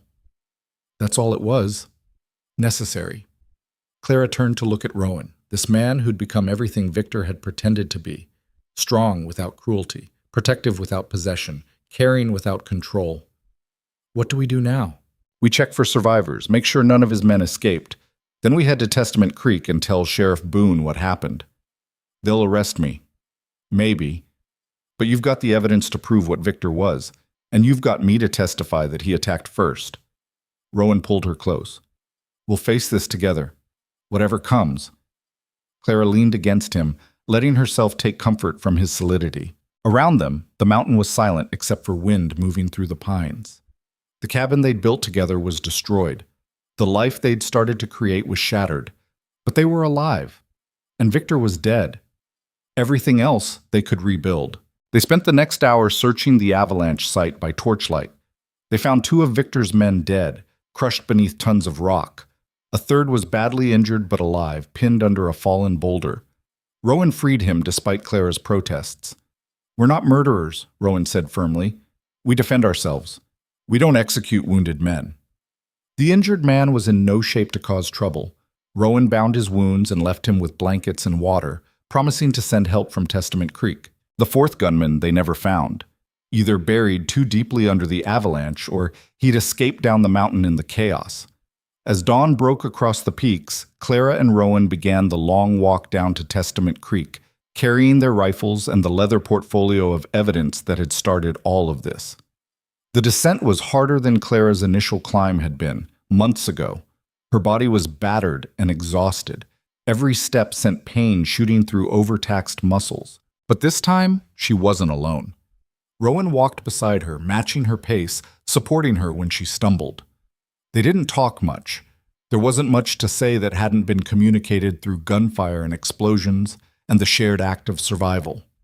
They reached Testament Creek just before noon. The town looked exactly the same. Wooden buildings, mud streets, people going about their ordinary lives. But Clara felt like a completely different person from the frightened woman who'd arrived here months ago. Mrs. Chen saw them first. She was sweeping the porch of her general store when they emerged from the trail. Her eyes widened at the sight of them, covered in soot and blood and dust, armed with rifles, looking like they'd walked through hell. "What happened?" she demanded. "We need to see Sheriff Boone," Rowan said. "Now." Word spread fast in a small town. By the time they reached the sheriff's office, a crowd had gathered. People whispered and stared, taking in Clara's appearance, the weapons, the grim expressions. Sheriff Boone was a weathered man in his 50s with a mustache that had seen better days. He looked up from his desk as they entered, taking in the situation with the practiced eye of someone who'd dealt with frontier violence before. "Rowan Mercer and Mrs. Mercer, I presume." His gaze moved between them. "You two look like you've had a rough day." "More like a rough few days," Rowan said. "Someone want to tell me what's going on?" Clara stepped forward before Rowan could speak. "My name is Clara Whitmore. I came here using false papers because I was running from my husband, Victor Ashcombe. He found me yesterday, brought armed men up the mountain to kidnap me. We fought back." "How many men?" "5 total, including Victor." "And where are they now?" Clara met the sheriff's eyes steadily. 4 are dead. 1's injured on the mountain. Victor Ashcombe is dead. I shot him." The crowd outside gasped and muttered. Sheriff Boone's expression didn't change. "That's quite a claim, ma'am. You got any proof of what you're saying?" Clara pulled out the leather portfolio and placed it on his desk. "Everything in here proves what Victor was. Fraud, bribery, extortion, illegal business dealings spanning 3 states. He was a criminal, Sheriff, a violent man who beat me for years. When I finally escaped, he hunted me here." Boone opened the portfolio, scanning the documents inside. His eyebrows rose higher with each page. "This is substantial. Where'd you get all this?" "I stole it from Victor's safe before I left Boston. It's why he was so desperate to get me back. Not because he loved me, because I could destroy him." "And you can verify she's telling the truth?" Boone asked Rowan. "Every word. I saw the men approach the cabin with weapons. They fired first, tried to burn us out. We defended ourselves." Boone leaned back in his chair, thinking. The room was silent except for the ticking of a clock on the wall and the murmur of the crowd outside. Finally, the sheriff spoke. "Here's how this is going to go. I need to investigate this properly. That means I'm going to hold both of you here in town while I ride up the mountain and see the scene myself. If your story checks out, we'll proceed from there. If it doesn't..." He left the threat unfinished. "That's fair," Clara said. "But I want it noted," Rowan added, "that we came down voluntarily, turned ourselves in. We're not trying to run or hide anything." "Noted." Boone stood. "Mrs. Chen, you mind putting these 2 up for a few days? I need time to verify their story." Mrs. Chen stepped forward from where she'd been listening in the doorway. "I've got rooms. They can stay." "Good. Mercer, I'll need your weapons." Rowan hesitated, then handed over the rifles. Clara did the same. Being unarmed made her feel naked and vulnerable, but she understood the necessity. They were confessing to killing 5 men. The law had to investigate. Mrs. Chen led them to her store and up the stairs to small, clean rooms above. She brought water for washing and clean clothes. "You 2 rest," she said. "I'll bring food in an hour." After she left, Clara sat on the bed and finally let herself break down. The tears came hard and fast. Months of fear and violence and desperate survival all pouring out at once. She'd killed a man, several men, destroyed her home, put Rowan at risk. Rowan sat beside her, pulling her close. "It's okay," he murmured. "It's over now. You're safe." "Am I? What if Boone doesn't believe us? What if Victor's family comes after us?" "Then we deal with it. Together." Clara clung to him, letting the storm pass. Eventually, the tears stopped. Exhaustion took over. They fell asleep tangled together on the narrow bed, too tired to care about propriety or what anyone might think. When Clara woke hours later, the sun was setting and someone was knocking on the door. Sheriff Boone stood in the hallway, his expression unreadable. "I've been to the mountain," he said. "Saw the destroyed cabin, the avalanche site. Found the injured man right where you said he'd be." Clara's heart hammered. And? "And your story checks out. Evidence of a firefight. The cabin was definitely burned deliberately. The avalanche looks like defensive action, not an ambush." He paused. "The injured man confirmed everything. Said Victor Ashcombe hired him and the others to retrieve his runaway wife by any means necessary. Admitted they fired first." Relief flooded through Clara so powerfully she nearly collapsed. "So we're free to go?" "Not quite that simple. I've still got questions. And I've sent telegrams to Boston authorities about these documents. Need to verify they're legitimate." Boone's expression softened slightly. "But I'm not charging you with anything right now. Looks like clear self-defense to me." "Thank you," Clara whispered. Boone nodded and left. Clara turned to Rowan, who'd woken during the conversation. They looked at each other for a long moment. "We might actually survive this," she said. "We already survived it. Everything else is just paperwork." Clara laughed despite everything, a real laugh that bubbled up from somewhere deep and genuine. They'd faced down a monster, destroyed an army, brought a mountain down on their enemies. Whatever came next, they could handle it, together. The waiting was worse than the fighting had been. Clara spent 3 days in that small room above Mrs. Chen's store, watching the street below and wondering when the next threat would arrive. Every stranger who rode into town made her pulse spike. Every knock on the door felt like judgment coming. Sheriff Boone had been clear. They weren't prisoners, but they couldn't leave Testament Creek until the investigation concluded. The injured gunman had been brought down from the mountain and was recovering at the town doctor's house under guard. His testimony had corroborated their story, but that didn't mean Clara and Rowan were free. Dead wealthy men from Boston tended to have consequences, even in Colorado. On the second day, a telegram arrived from Boston authorities confirming that the documents in Clara's portfolio were authentic. More than authentic. They were explosive. Victor Ashcombe's business empire had been built on fraud, bribery, and extortion spanning multiple states. The evidence Clara had stolen was enough to bring down not just Victor, but half his family's holdings. Sheriff Boone showed her the telegram in his office, his expression carefully neutral. "These documents are going to cause quite a stir back east," he said. "You realize that?" "Good," Clara said flatly. "Victor's family enabled everything he did. They knew what he was and protected him anyway. Let them burn. The problem is they've got money and lawyers, lots of both. They're going to want someone to blame for Victor's death." "They can blame me. I did kill him. In self-defense," Rowan interjected. He'd been standing quietly by the window, but now stepped forward. "With a dozen witnesses who can testify to Victor's character and actions." "Mountain witnesses," Boone said. "Frontier people. No offense, but wealthy East Coast lawyers are going to paint you all as backward savages who murdered a respectable businessman. They'll twist this into a completely different story." Clara felt cold dread settling in her stomach. She'd escaped Victor only to be destroyed by his family's money and influence. Same trap, different cage. "So what do we do?" she asked. Boone leaned back in his chair. "We build a case so airtight they can't twist it. I've been talking to people in town. Turns out you've made quite an impression these past few months." "What do you mean?" "Mrs. Chen's been telling anyone who'll listen about the city woman who climbed 6 miles up a mountain and survived winter. Old Pete, who runs the livery, says he saw you hauling water and splitting wood like you'd been doing it your whole life. Even the men who bet against you lasting a week are saying they were wrong."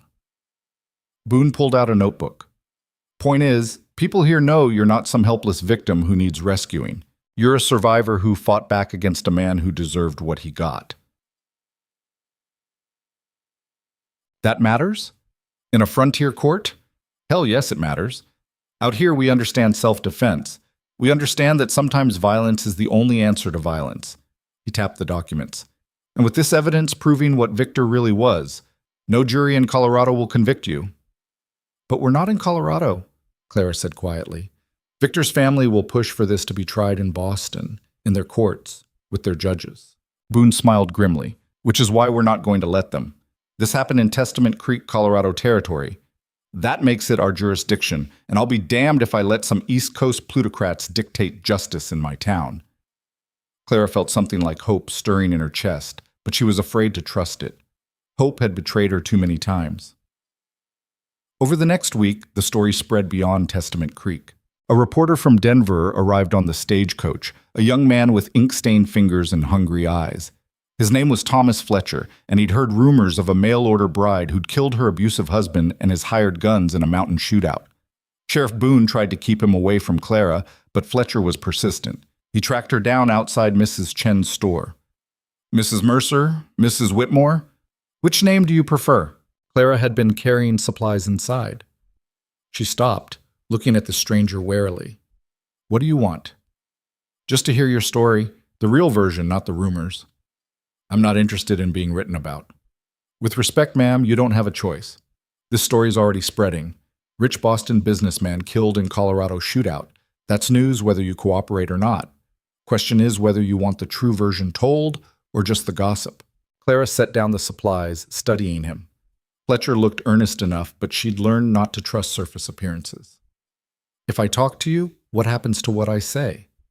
"I write it exactly as you tell it. Send it to newspapers in Denver, San Francisco, maybe back east. Let people read the truth from your own words." "And if Victor's family doesn't like what I say?" Fletcher shrugged. "Then they'll have to argue with the facts, which, from what I've heard, they can't do." Rowan appeared in the doorway behind Clara. "You don't have to do this." "I know." Clara looked at the reporter again, making a decision. "But maybe I should. Victor spent years controlling the story of who I was. Time I took that back." So she told Thomas Fletcher everything. They sat in Mrs. Chen's kitchen while Clara laid out the truth. Victor's abuse, the years of terror in Boston, her desperate escape west, the marriage contract, the months on Blackstone Mountain learning to survive, and finally the violent confrontation that ended with Victor dead in the snow. Fletcher wrote it all down, his pen scratching steadily across paper. He didn't interrupt, didn't question, just let Clara's words flow. When she finished, her throat was raw from talking and her hands were shaking, but she also felt lighter, as if speaking the truth aloud had lanced some infected wound. "That's quite a story," Fletcher said quietly. "It's not a story. It's my life." "I know, I just mean—" He paused, choosing his words carefully. "You're going to inspire people. Women trapped in situations like yours. They're going to read this and realize they can fight back too. Or they're going to read it and think I'm a murderer who should hang. Maybe some will, but not most. Not if I write this right." The article appeared in the Denver Herald 3 days later. Mrs. Chen bought every copy the stagecoach delivered and gave them out for free to anyone interested. Within hours, the entire town had read Thomas Fletcher's account of Clara's story. The response was immediate and divided. Some people thought Clara was a hero, a woman who'd stood up to a powerful abuser and won. Others thought she was a criminal who'd manipulated her way into sympathy. The arguments raged in the saloon, the general store, even the church steps. But something unexpected happened too. Women started coming forward. Not in Testament Creek necessarily, though a few local women quietly told Clara they understood what she'd been through. But letters began arriving from other towns, other territories, even from back east. Women writing to thank her for speaking out, to share their own stories of abuse and survival, to ask advice on how to escape. Clara read every letter, feeling overwhelmed by the weight of their pain and hope. "I don't know how to help them," she told Rowan one evening. "They were sitting in their room, surrounded by envelopes. I barely survived myself. What advice can I give?" "You tell them the truth, that it's hard, that it's terrifying, but that it's possible." "Is that enough?" "It's more than most of them have right now." Clara started writing responses. Simple, honest letters acknowledging their pain and encouraging their strength. She didn't have answers, but she had her own experience. Sometimes that was enough. 2 weeks after the shooting, a lawyer arrived from Boston. His name was Harrison Caldwell, and everything about him screamed money and privilege. Expensive suit, polished shoes, the kind of smooth confidence that came from never having been told no in his entire life. Sheriff Boone brought him to the boarding house where Clara and Rowan were staying. "Mrs. Whitmore?" Caldwell's smile was practiced and empty. "I represent the Ashcombe family interests. I'd like to speak with you about settling this unfortunate situation." "There's nothing to settle," Clara said. "I think you'll find there's quite a bit to settle, actually. My clients are understandably devastated by Victor's death. They're also concerned about the reputation damage these accusations are causing. Accusations? I have documented proof of his crimes. Yes, about that. Caldwell pulled papers from his briefcase. We're prepared to offer you $50,000 in exchange for your silence regarding Victor's business dealings. You surrender all documents in your possession, sign a non-disclosure agreement, and publicly retract the claims made in that unfortunate newspaper article. Clara stared at him. $50,000. A fortune. Enough money to live comfortably for the rest of her life, to never worry about survival again. All she had to do was lie. No, she said. Caldwell blinked as if he'd misheard. I'm sorry? I said no, I'm not taking your money and I'm not retracting anything. Mrs. Whitmore, perhaps you don't understand the full implications of… I understand perfectly. You want to buy my silence so the Ashcombe family can continue pretending Victor was a respectable businessman instead of a violent criminal. You want to erase what he did to me and dozens of others. Claire's voice hardened. The answer is no. Caldwell's smile disappeared, replaced by cold calculation. Then you leave me no choice but to pursue legal action. My clients will sue for wrongful death, defamation, and theft of proprietary documents. We'll tie you up in courts for years, drain whatever resources you have, destroy your reputation so thoroughly that… Get out, Rowan said quietly. Caldwell turned to him, eyebrows raised. Excuse me? You heard me. Get out of this room before I throw you out. Are you threatening me? I'm telling you that your threats don't work here. Claire's not afraid of you or your clients or their money. She's faced down worse than lawyers. Rowan stood, and despite not being a large man, he suddenly seemed to fill the entire room. Now leave. Caldwell gathered his papers with sharp, angry movements. You're making a terrible mistake, both of you. The Ashcombe family doesn't forget or forgive. Good, Clara said. Neither do I. After Caldwell left, Clara sat on the bed, her hands shaking with adrenaline. $50,000, she said. That's more money than I've ever imagined having. You did the right thing turning it down. Did I? We have nothing, Rowan. The cabin's destroyed. We're living in a boarding house on charity. Maybe I should have… No. Rowan sat beside her, taking her hands. That money would have been poison. Every day you'd have known you bought it with lies, with silence. That's not freedom. That's just a different kind of cage. Clara knew he was right, but the weight of the choice still pressed down on her. That night, lying awake while Rowan slept, she thought about the woman she'd been in Boston. That woman would have taken the money, would have stayed silent, would have done anything to avoid more conflict. But Clara wasn't that woman anymore. The mountain had burned away everything soft and uncertain, leaving only what was essential. And what was essential was truth, integrity, and the refusal to ever be owned again. 3 weeks after Victor's death, the telegrams started arriving from Boston. The first one announced that federal investigators had raided the Ashcombe business offices based on Clara's documents. The second confirmed that multiple arrests had been made: Victor's brother, his father, 3 business partners. The third reported that the family's entire financial empire was collapsing under the weight of fraud charges. Clara read each telegram with a sense of grim satisfaction. Victor had spent years building his power on lies and crime. Now it was all crumbling. But the fourth telegram was different. It was from a woman named Margaret Ashcombe, Victor's sister. Mrs. Whitmore, I am writing to apologize for my brother's actions and my family's attempts to silence you. I did not know the full extent of Victor's abuse until reading your account in the newspapers. I am ashamed that I dismissed the signs I saw, that I prioritized family reputation over truth. You were braver than I was. Thank you for that. The family will not pursue further legal action. You have my word. Sincerely, Margaret Ashcombe. Clara read the letter 3 times, not quite believing it. An apology, acknowledgement, support. She showed it to Rowan, who read it skeptically. Could be a trick. Maybe, but I don't think so. Why not? Because it doesn't ask for anything, doesn't try to manipulate or control. It's just… Clara paused, searching for the word. Human. A week later, Sheriff Boone declared the investigation officially closed. The evidence clearly supported self-defense. No charges would be filed. Clara and Rowan were free to go wherever they wanted. But where was that exactly?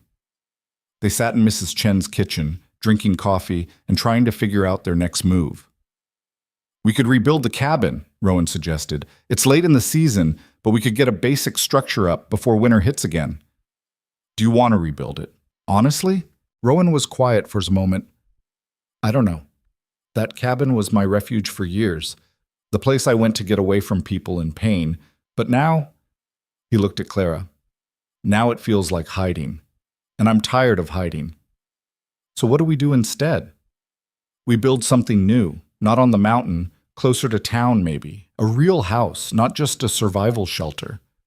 Clara liked the sound of that. A home instead of a hiding place. "We'd need money, supplies, land. I've got some savings. Not much, but enough to start. And I can work, hunting, trapping, guiding. People pay well for mountain guides." "I could teach," Clara said, the idea forming as she spoke it. "There's no school in Testament Creek. Maybe that's something worth building." Rowan smiled, a real smile, rare and genuine. "A teacher and a trapper. Hell of a partnership. Better than a victim and a hermit. Much better." Mrs. Chen entered this kitchen carrying fresh bread. "You two making plans?" "Trying to," Clara said. "Do you know if there's any land available near town, something we could build on?" Mrs. Chen considered this. Old Peterson died last winter. His plot's been sitting empty. About 2 acres just outside town, near the creek. His widow might sell cheap to the right people. "What makes us the right people?" "You stood up to evil and won. You gave Testament Creek the most interesting story it's had in a decade. And," Mrs. Chen smiled slightly, "you proved everyone wrong about what a city woman could survive. That's worth something around here." 3 days later, Claire and Rowan stood on Peterson's old plot, surveying the land. It was beautiful in a rough, unfinished way. Tall grass, scattered pines, a creek running along the southern edge, mountains visible in the distance but not looming overhead, close enough to town for community but far enough for privacy. Peterson's widow sold it to them for a fraction of what it was worth, saying she'd rather see it go to people who'd use it than watch it sit empty. They broke ground on the new house the following week. It was hard work, maybe harder than surviving on the mountain had been, but it was different work, building instead of merely enduring, creating something instead of just trying not to die. The town helped. Men came to raise the frame, women brought food and advice, even Sheriff Boone showed up with timber he'd acquired from somewhere and wouldn't explain. "Consider it back payment for the best story this town's had in years," he said gruffly. Clara worked alongside everyone, her calloused hands as capable as any. She'd learned construction from necessity on the mountain. Now she used those skills to build a real home. Rowan worked from dawn until dark, and Clara had never seen him so energized. He was good at this, the planning, the building, the community of it. Turns out he'd only been a hermit because he'd given up on people, not because he actually preferred isolation. One evening, as they sat on the unfinished porch watching the sunset, Clara felt something she'd never experienced before. Contentment. Not happiness exactly. There was still too much trauma, too much pain that needed processing. But contentment. A sense that this life, this place, this person beside her, it was enough. "What are you thinking?" Rowan asked. "That Victor was wrong." "About what?" "Everything. He told me I was weak, that I'd die without him, that I'd never be anything except what he made me." Clara looked at the house they were building together. "But I'm stronger than he ever was. I survived things he couldn't have imagined, and I built a life he never could have understood." Rowan took her hand. "He was a fool. He was a monster. Fools can learn. Monsters just destroy. And you destroyed the monster." Clara thought about that. Victor had seemed so invincible in Boston, so completely in control. But on that mountain, stripped of his money and influence and city power, he'd been pathetic. Just a man who'd never learned to survive anything real. "The mountain destroyed him," she corrected. "I just pulled the trigger." As autumn settled over Testament Creek, the house took shape. 4 rooms, a real wood floor, glass windows, a stone fireplace. Nothing fancy, but solid and well-built. Clara started planning for the school she wanted to open. She wrote to Denver for textbooks, organized a small classroom in one of the rooms, and put up notices that she'd be offering lessons to any children in Testament Creek who wanted to learn. The response surprised her. 8 families signed up their children immediately. More expressed interest but needed time to consider. "You're going to be good at this," Mrs. Chen said, helping Clara organize supplies. "I hope so. I've never actually taught before." "You taught yourself to survive a mountain winter. Teaching children to read will be easier." Clara wasn't so sure, but she appreciated the confidence. The first day of school arrived in late September. Clara woke before dawn, nervous in a way she hadn't been since climbing that mountain months ago. 12 children showed up, ranging from 6 to 14 years old, most of them frontier kids who'd had little formal education. They stared at Clara with a mix of curiosity and suspicion. "Good morning," Clara said, trying to sound confident. "My name is Mrs. Mercer. I'm going to be your teacher." A girl in the back raised her hand. "Is it true you killed 5 men?" Clara paused. She'd known this question would come eventually. "I defended myself and my husband from people trying to hurt us. But we're not here to talk about that. We're here to learn reading, writing, and arithmetic." "But did you actually shoot them?" "Yes." "Now, who can tell me the alphabet?" The deflection worked. The children moved on, their attention spans mercifully short. Teaching was harder than Clara expected, but also more rewarding. The children were smart and eager, even the ones who pretended not to care. By the end of the first week, she'd established routines and rules, and actual learning was happening. Rowan would pick her up after school, and they'd walk back to their still unfinished house together, comparing notes about their days. He'd started guiding hunting parties into the mountains, using his knowledge of the terrain to help wealthy tourists find game. It paid well and kept him connected to the wilderness he loved without the isolation he'd grown tired of. They were building a life together. A real life, not just survival. One evening in October, a familiar reporter appeared at their door. Thomas Fletcher looked windburned and travel-worn, but his eyes were bright with excitement. "Mrs. Mercer, Mr. Mercer, hope I'm not intruding." "Depends on why you're here," Rowan said warily. "I've been following up on your story. The Ashcombe family prosecution is moving forward in Boston. Multiple indictments, assets frozen, the whole empire collapsing. It's the biggest financial scandal to hit that city in decades." "Good," Clara said. "They earned it. That's not why I'm here, though. I wanted to let you know your story is spreading. I've received letters from women all over the country. Some of them are using your example to escape their own situations. Others are organizing, pushing for legal reforms to protect abused wives." Clara felt her chest tighten. "That's not because of me." "Yes, it is. You showed them it was possible to fight back, to survive, to build something new." Fletcher pulled out a newspaper. "This is from a women's suffrage group in New York. They're citing your case as evidence that women need legal protections and independence." Clara took the paper, scanning the article. There was her name, her story, used as ammunition in fights she'd never intended to join. "I'm not a symbol," she said. "I'm just someone who did what I had to do. Sometimes that's what makes the best symbols. Not people trying to be heroic, just people trying to survive." After Fletcher left, Clara sat on the porch with the newspaper in her lap. "You okay?" Rowan asked. "I don't know. I didn't want any of this. The attention, the politics, being held up as an example. You can refuse it. Tell people to leave you alone." "Can I, though? If my story helps other women escape, how can I ask them to stop telling it?" Because it's your story, your life. You get to decide what happens to it." Clara thought about that. Victor had controlled her story for so long, deciding what was true, what was allowed, what she was permitted to say about her own life. Taking that control back had been the whole point. But maybe control didn't mean silence. Maybe it meant choosing how to use her voice. "I think I want to write about it," she said slowly. "The whole thing, everything from Boston to here. Not as a newspaper article, as a full account, so people understand what it really takes to escape. That's going to be hard, reliving all of it. I know, but maybe it needs to be hard. Maybe that's what makes it real." So Clara started writing.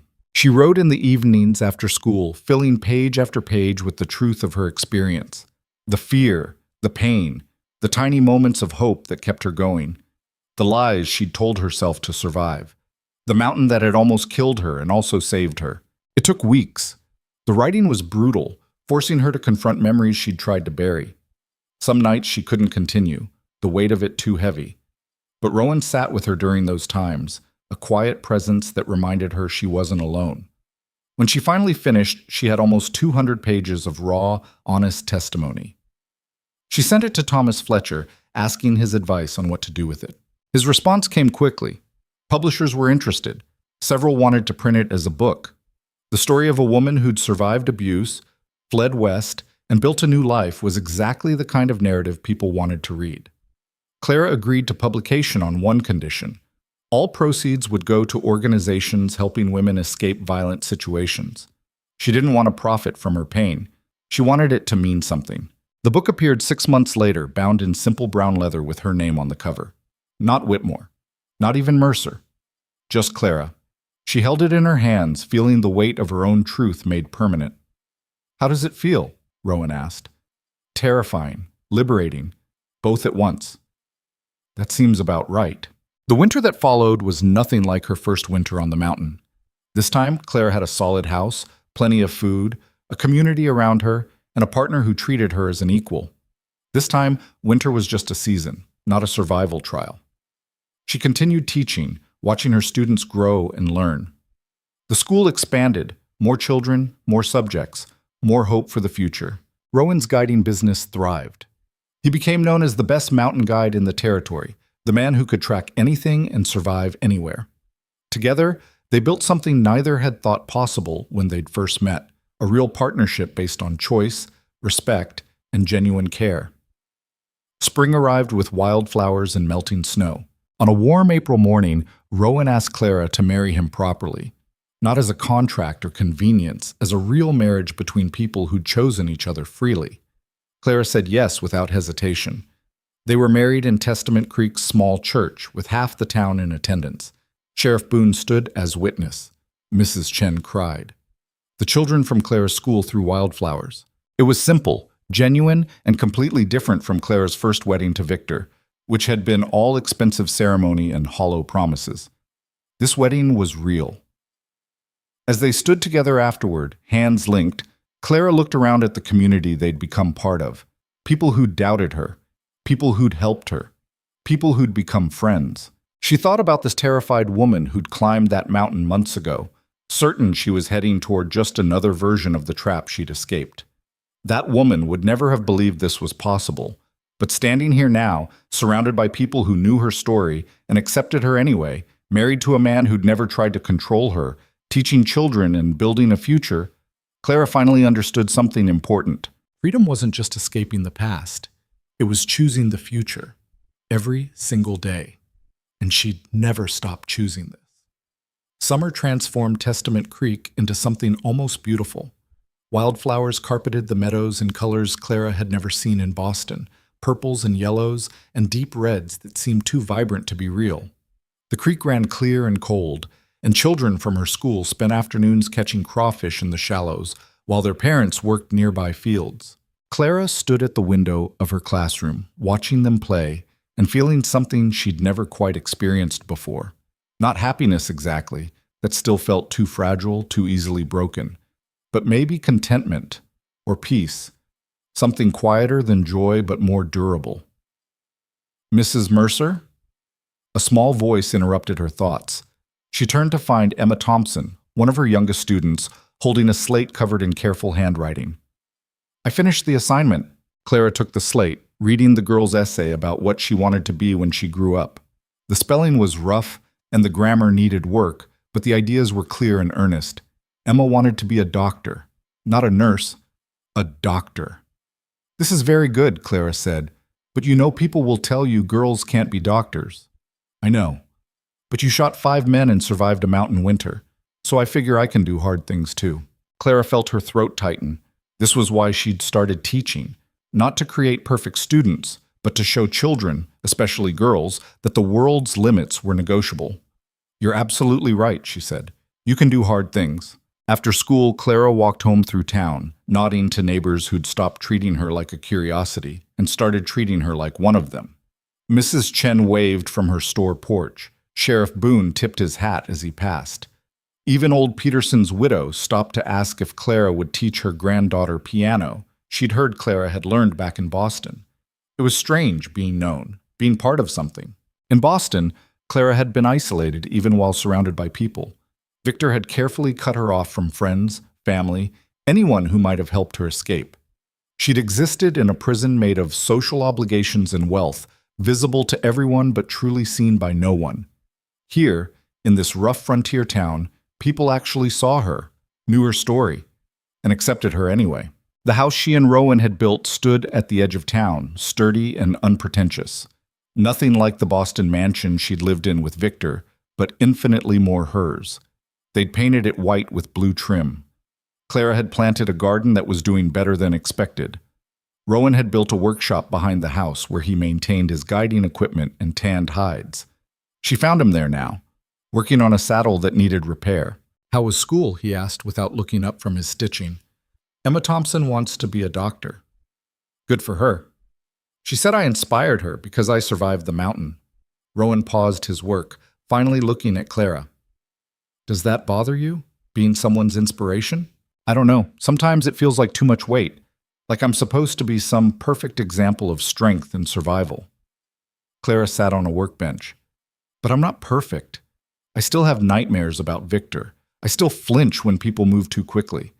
Last week I had a panic attack in Mrs. Chen's store because some man's cologne smelled like the one Victor wore. Did I ever tell you about my first winter alone on the mountain?" Rowan set down the saddle. "I cried myself to sleep most nights. Talked to myself because the silence was driving me crazy. Almost shot my own foot off because my hands were shaking so badly from fear and isolation." Clara blinked. "You never mentioned that." "Because it didn't fit the story everyone wanted to believe. The tough mountain man who didn't need anybody." He smiled wryly. "Truth is, I was a mess. Barely surviving. Only reason I made it through was pure stubbornness and luck." "But you did make it through." "So did you. That's what matters. Not being perfect. Just being persistent enough to keep going, even when everything's falling apart." Clara reached out and took his hand. His fingers were rough and calloused, marked by years of hard work. But his grip was gentle. "I love you," she said. The words still felt new in her mouth. She'd said them to Victor once, early in their marriage, before she'd understood what he really was. But saying them to Rowan felt completely different. Real instead of obligatory. "I love you too," Rowan said. "Even when you're a mess. Maybe especially then." That evening, they sat on their porch watching the sunset behind the mountains. It had become a ritual, this quiet time together where they didn't have to be anything except themselves. "Letter came for you today," Rowan said, pulling an envelope from his pocket. "From Boston." Clara's stomach clenched. Even a year after Victor's death, anything from Boston triggered automatic fear. But she took the envelope and opened it. The letter was from Margaret Ashcombe, Victor's sister. They'd been corresponding occasionally since Margaret's initial apology. Careful, formal letters that danced around everything painful while acknowledging it existed. This letter was different. "Dear Clara, I wanted you to know that the last of the criminal proceedings against our family concluded yesterday. My father received a 15-year sentence for fraud and racketeering. My brother James received 10 years. The family assets have been seized and redistributed to those who were defrauded. The Ashcombe name, as it was, no longer exists. I know this gives you no comfort, and I'm not asking for sympathy. We earned this destruction through our willful blindness and protection of Victor's cruelty. But I wanted you to know that you were right to speak out. Right to refuse our money. Right to tell the truth, even when it would have been easier to stay silent. I have started working with organizations that help women escape abusive situations. I cannot undo what my family did, but perhaps I can prevent similar harm to others. Thank you for your courage. It taught me mine." With sincere respect, Margaret Clara read the letter twice, then handed it to Rowan. "The Ashcombe empire is finished," she said quietly. "How do you feel about that?" Relieved, vindicated, but also... Clara paused, trying to articulate something complicated. "Also a little sad. Not for Victor or his father, but for all the years I wasted trapped in that world. All the time I'll never get back." "You didn't waste it. You survived it. That's different." "Is it?" "Yes. Wasting something means throwing it away for nothing. You use those years to learn, to plan, to eventually escape. That's not waste. That's preparation."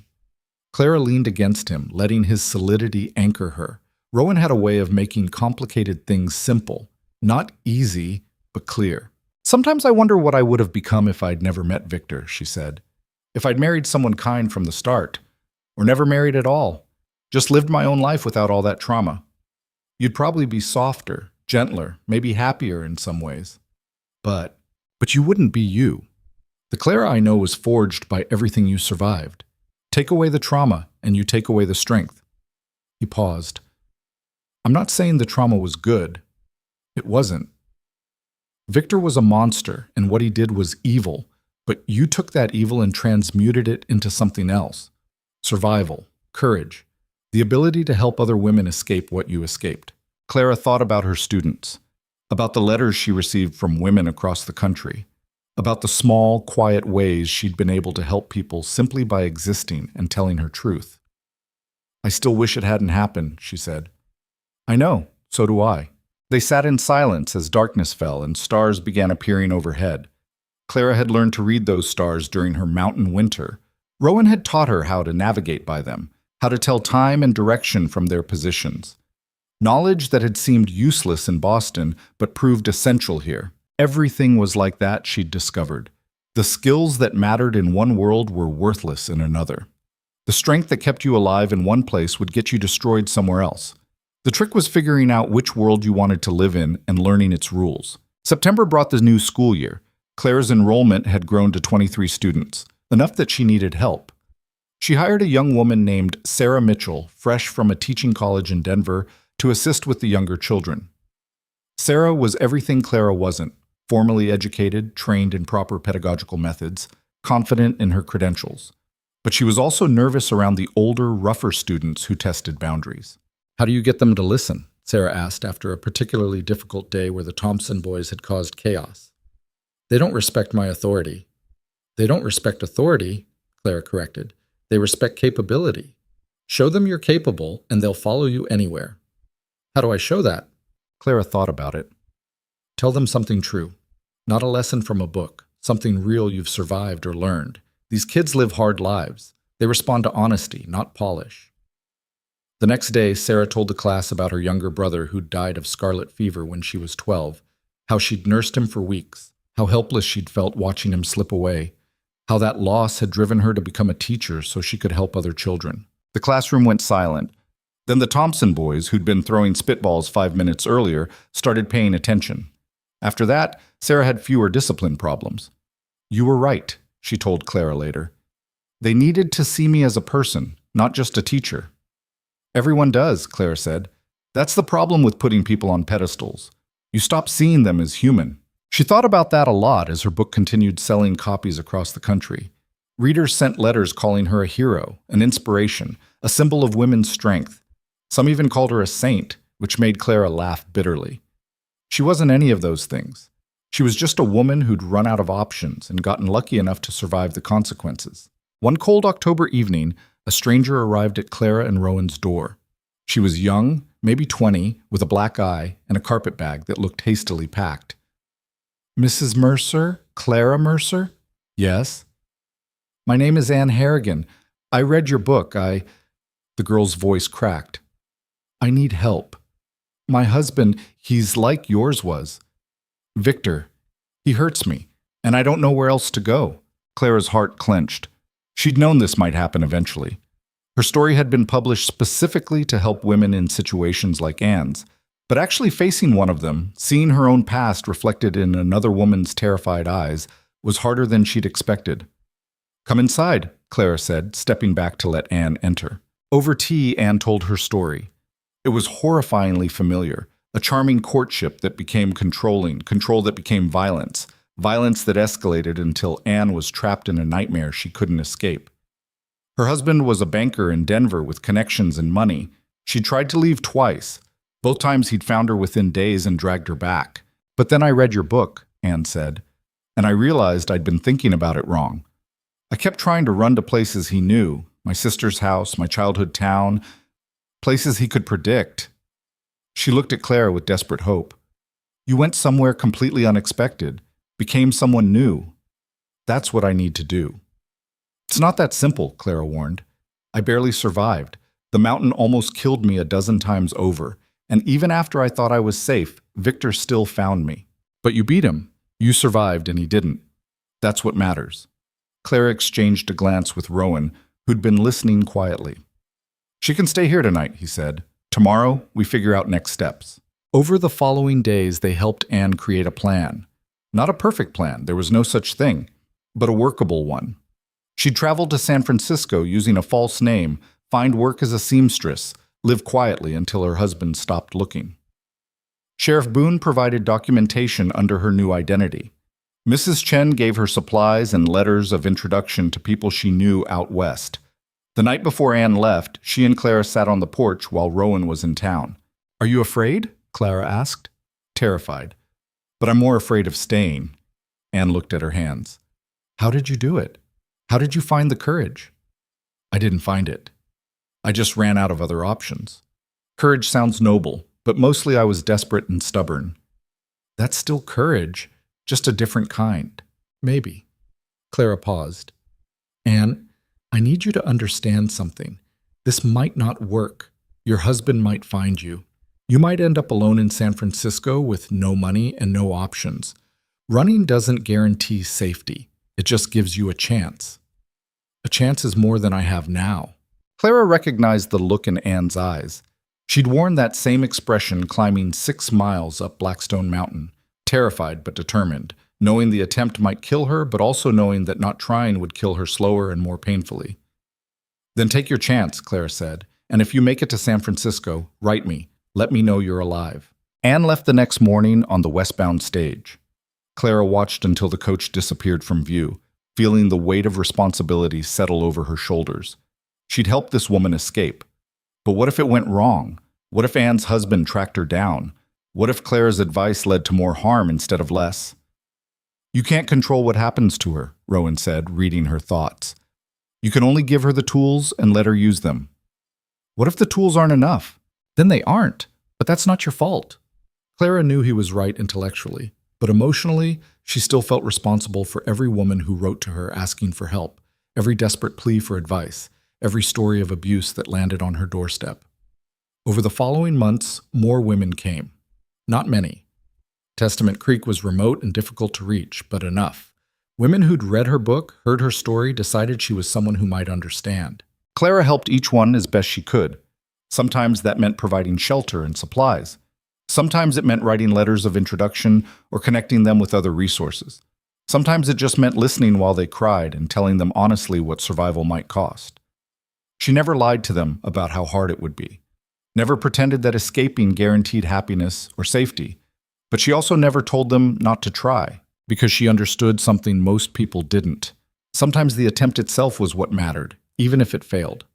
Sometimes choosing to fight back, even knowing you might lose, was the only way to reclaim your own humanity.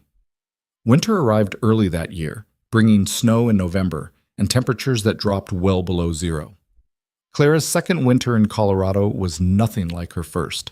She had a warm house, plenty of food, a community around her, and Rowan beside her every night.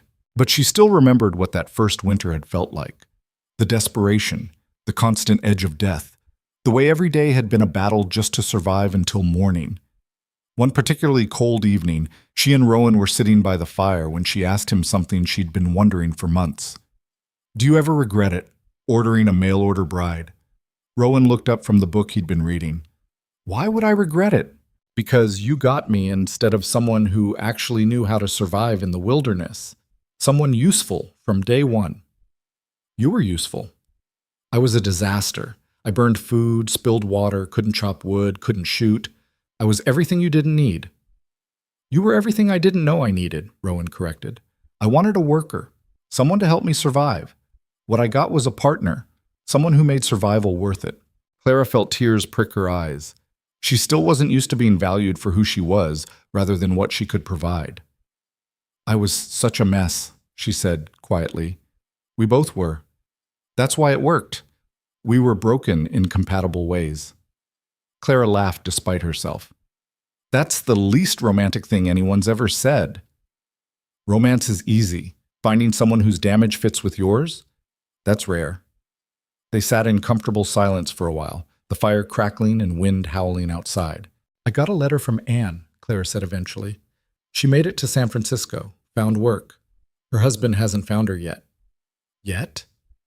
"She knows he's still looking, but every day she stays free is a victory. Like you. Like me." Spring came late, but when it finally arrived, it brought news from the East. The women's suffrage movement was gaining strength, and Clara's story had become part of their argument. If women could survive what she'd survived, could fight back the way she'd fought back, then clearly they deserved full rights and representation. Clara wasn't sure how she felt about being used as political ammunition. She'd never set out to be a symbol of anything. She'd just tried to stay alive. But she also couldn't deny that her story mattered to people. The letters kept coming, hundreds of them now, from all over the country. Women thanking her, women asking for help, women sharing their own stories of survival and escape. She answered as many as she could, though it was exhausting. Each letter represented someone's pain, someone's hope. The weight of it was crushing sometimes. "You need to set boundaries," Sarah Mitchell told her one afternoon. They'd become friends over the school year, bonding over shared frustrations and small victories. "You can't save everyone." "I know, but I have to try to help." "Why?" "You don't owe these women anything." Clara thought about how to explain it. "When I was trapped with Victor, I felt so alone. Like I was the only person in the world experiencing what I was experiencing. If I'd known there were others, if I'd had proof that escape was possible." She trailed off. "Maybe I would have left sooner. Maybe I would have suffered less. So if I can be that proof for someone else, how can I not try?" Sarah didn't have an answer for that. As summer returned and the school year ended, Clara took stock of everything that had changed in the 2 years since she'd arrived in Testament Creek. She'd gone from a terrified, abused wife to a respected teacher and author. From someone who couldn't split firewood to someone who could shoot straight and survive a blizzard. From a woman who'd never made a real choice in her life to someone who chose her own path every single day. The transformation hadn't been smooth or easy. She still had nightmares, still flinched at sudden movements, still carried scars both visible and invisible.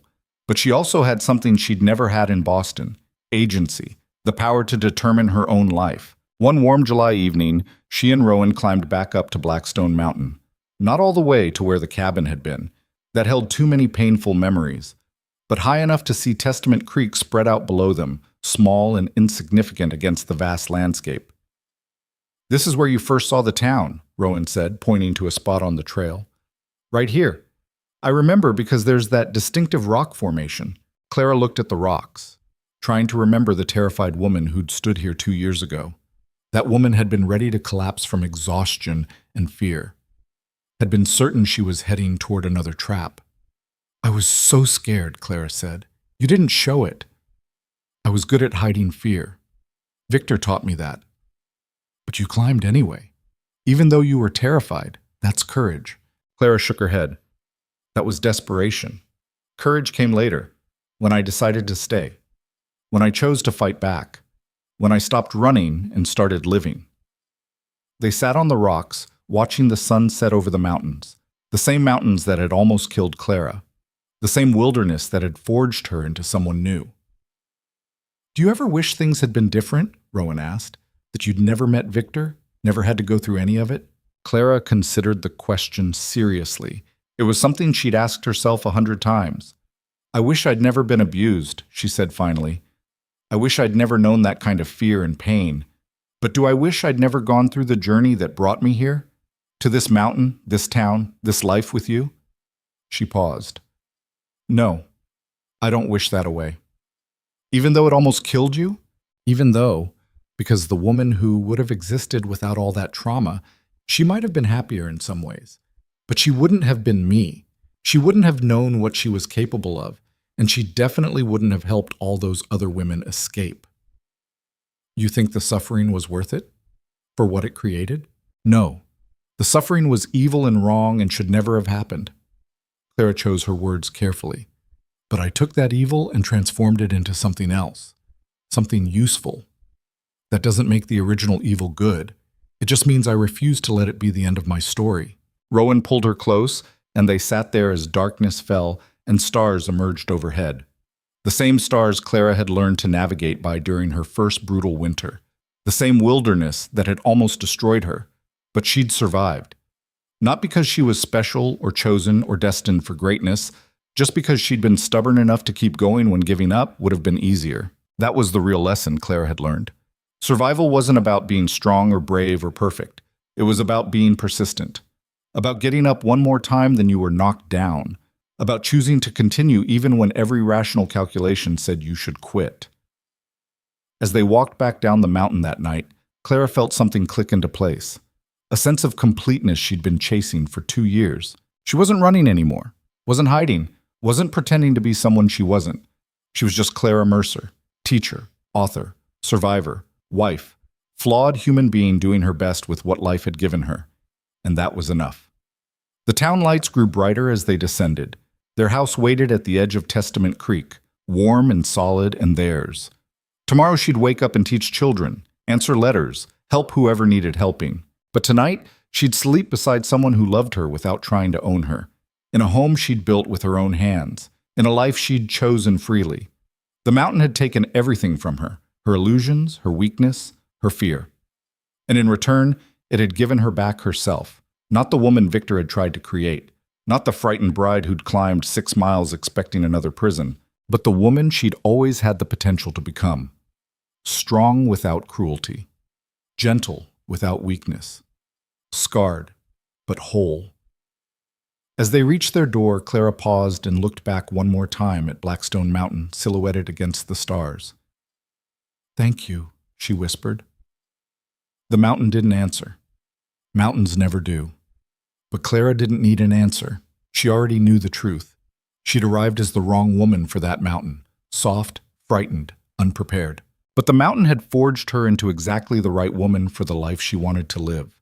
And standing there with Rowan's hand in hers, the smell of pine on the wind and the sound of the creek behind their house, Clara finally understood what home meant.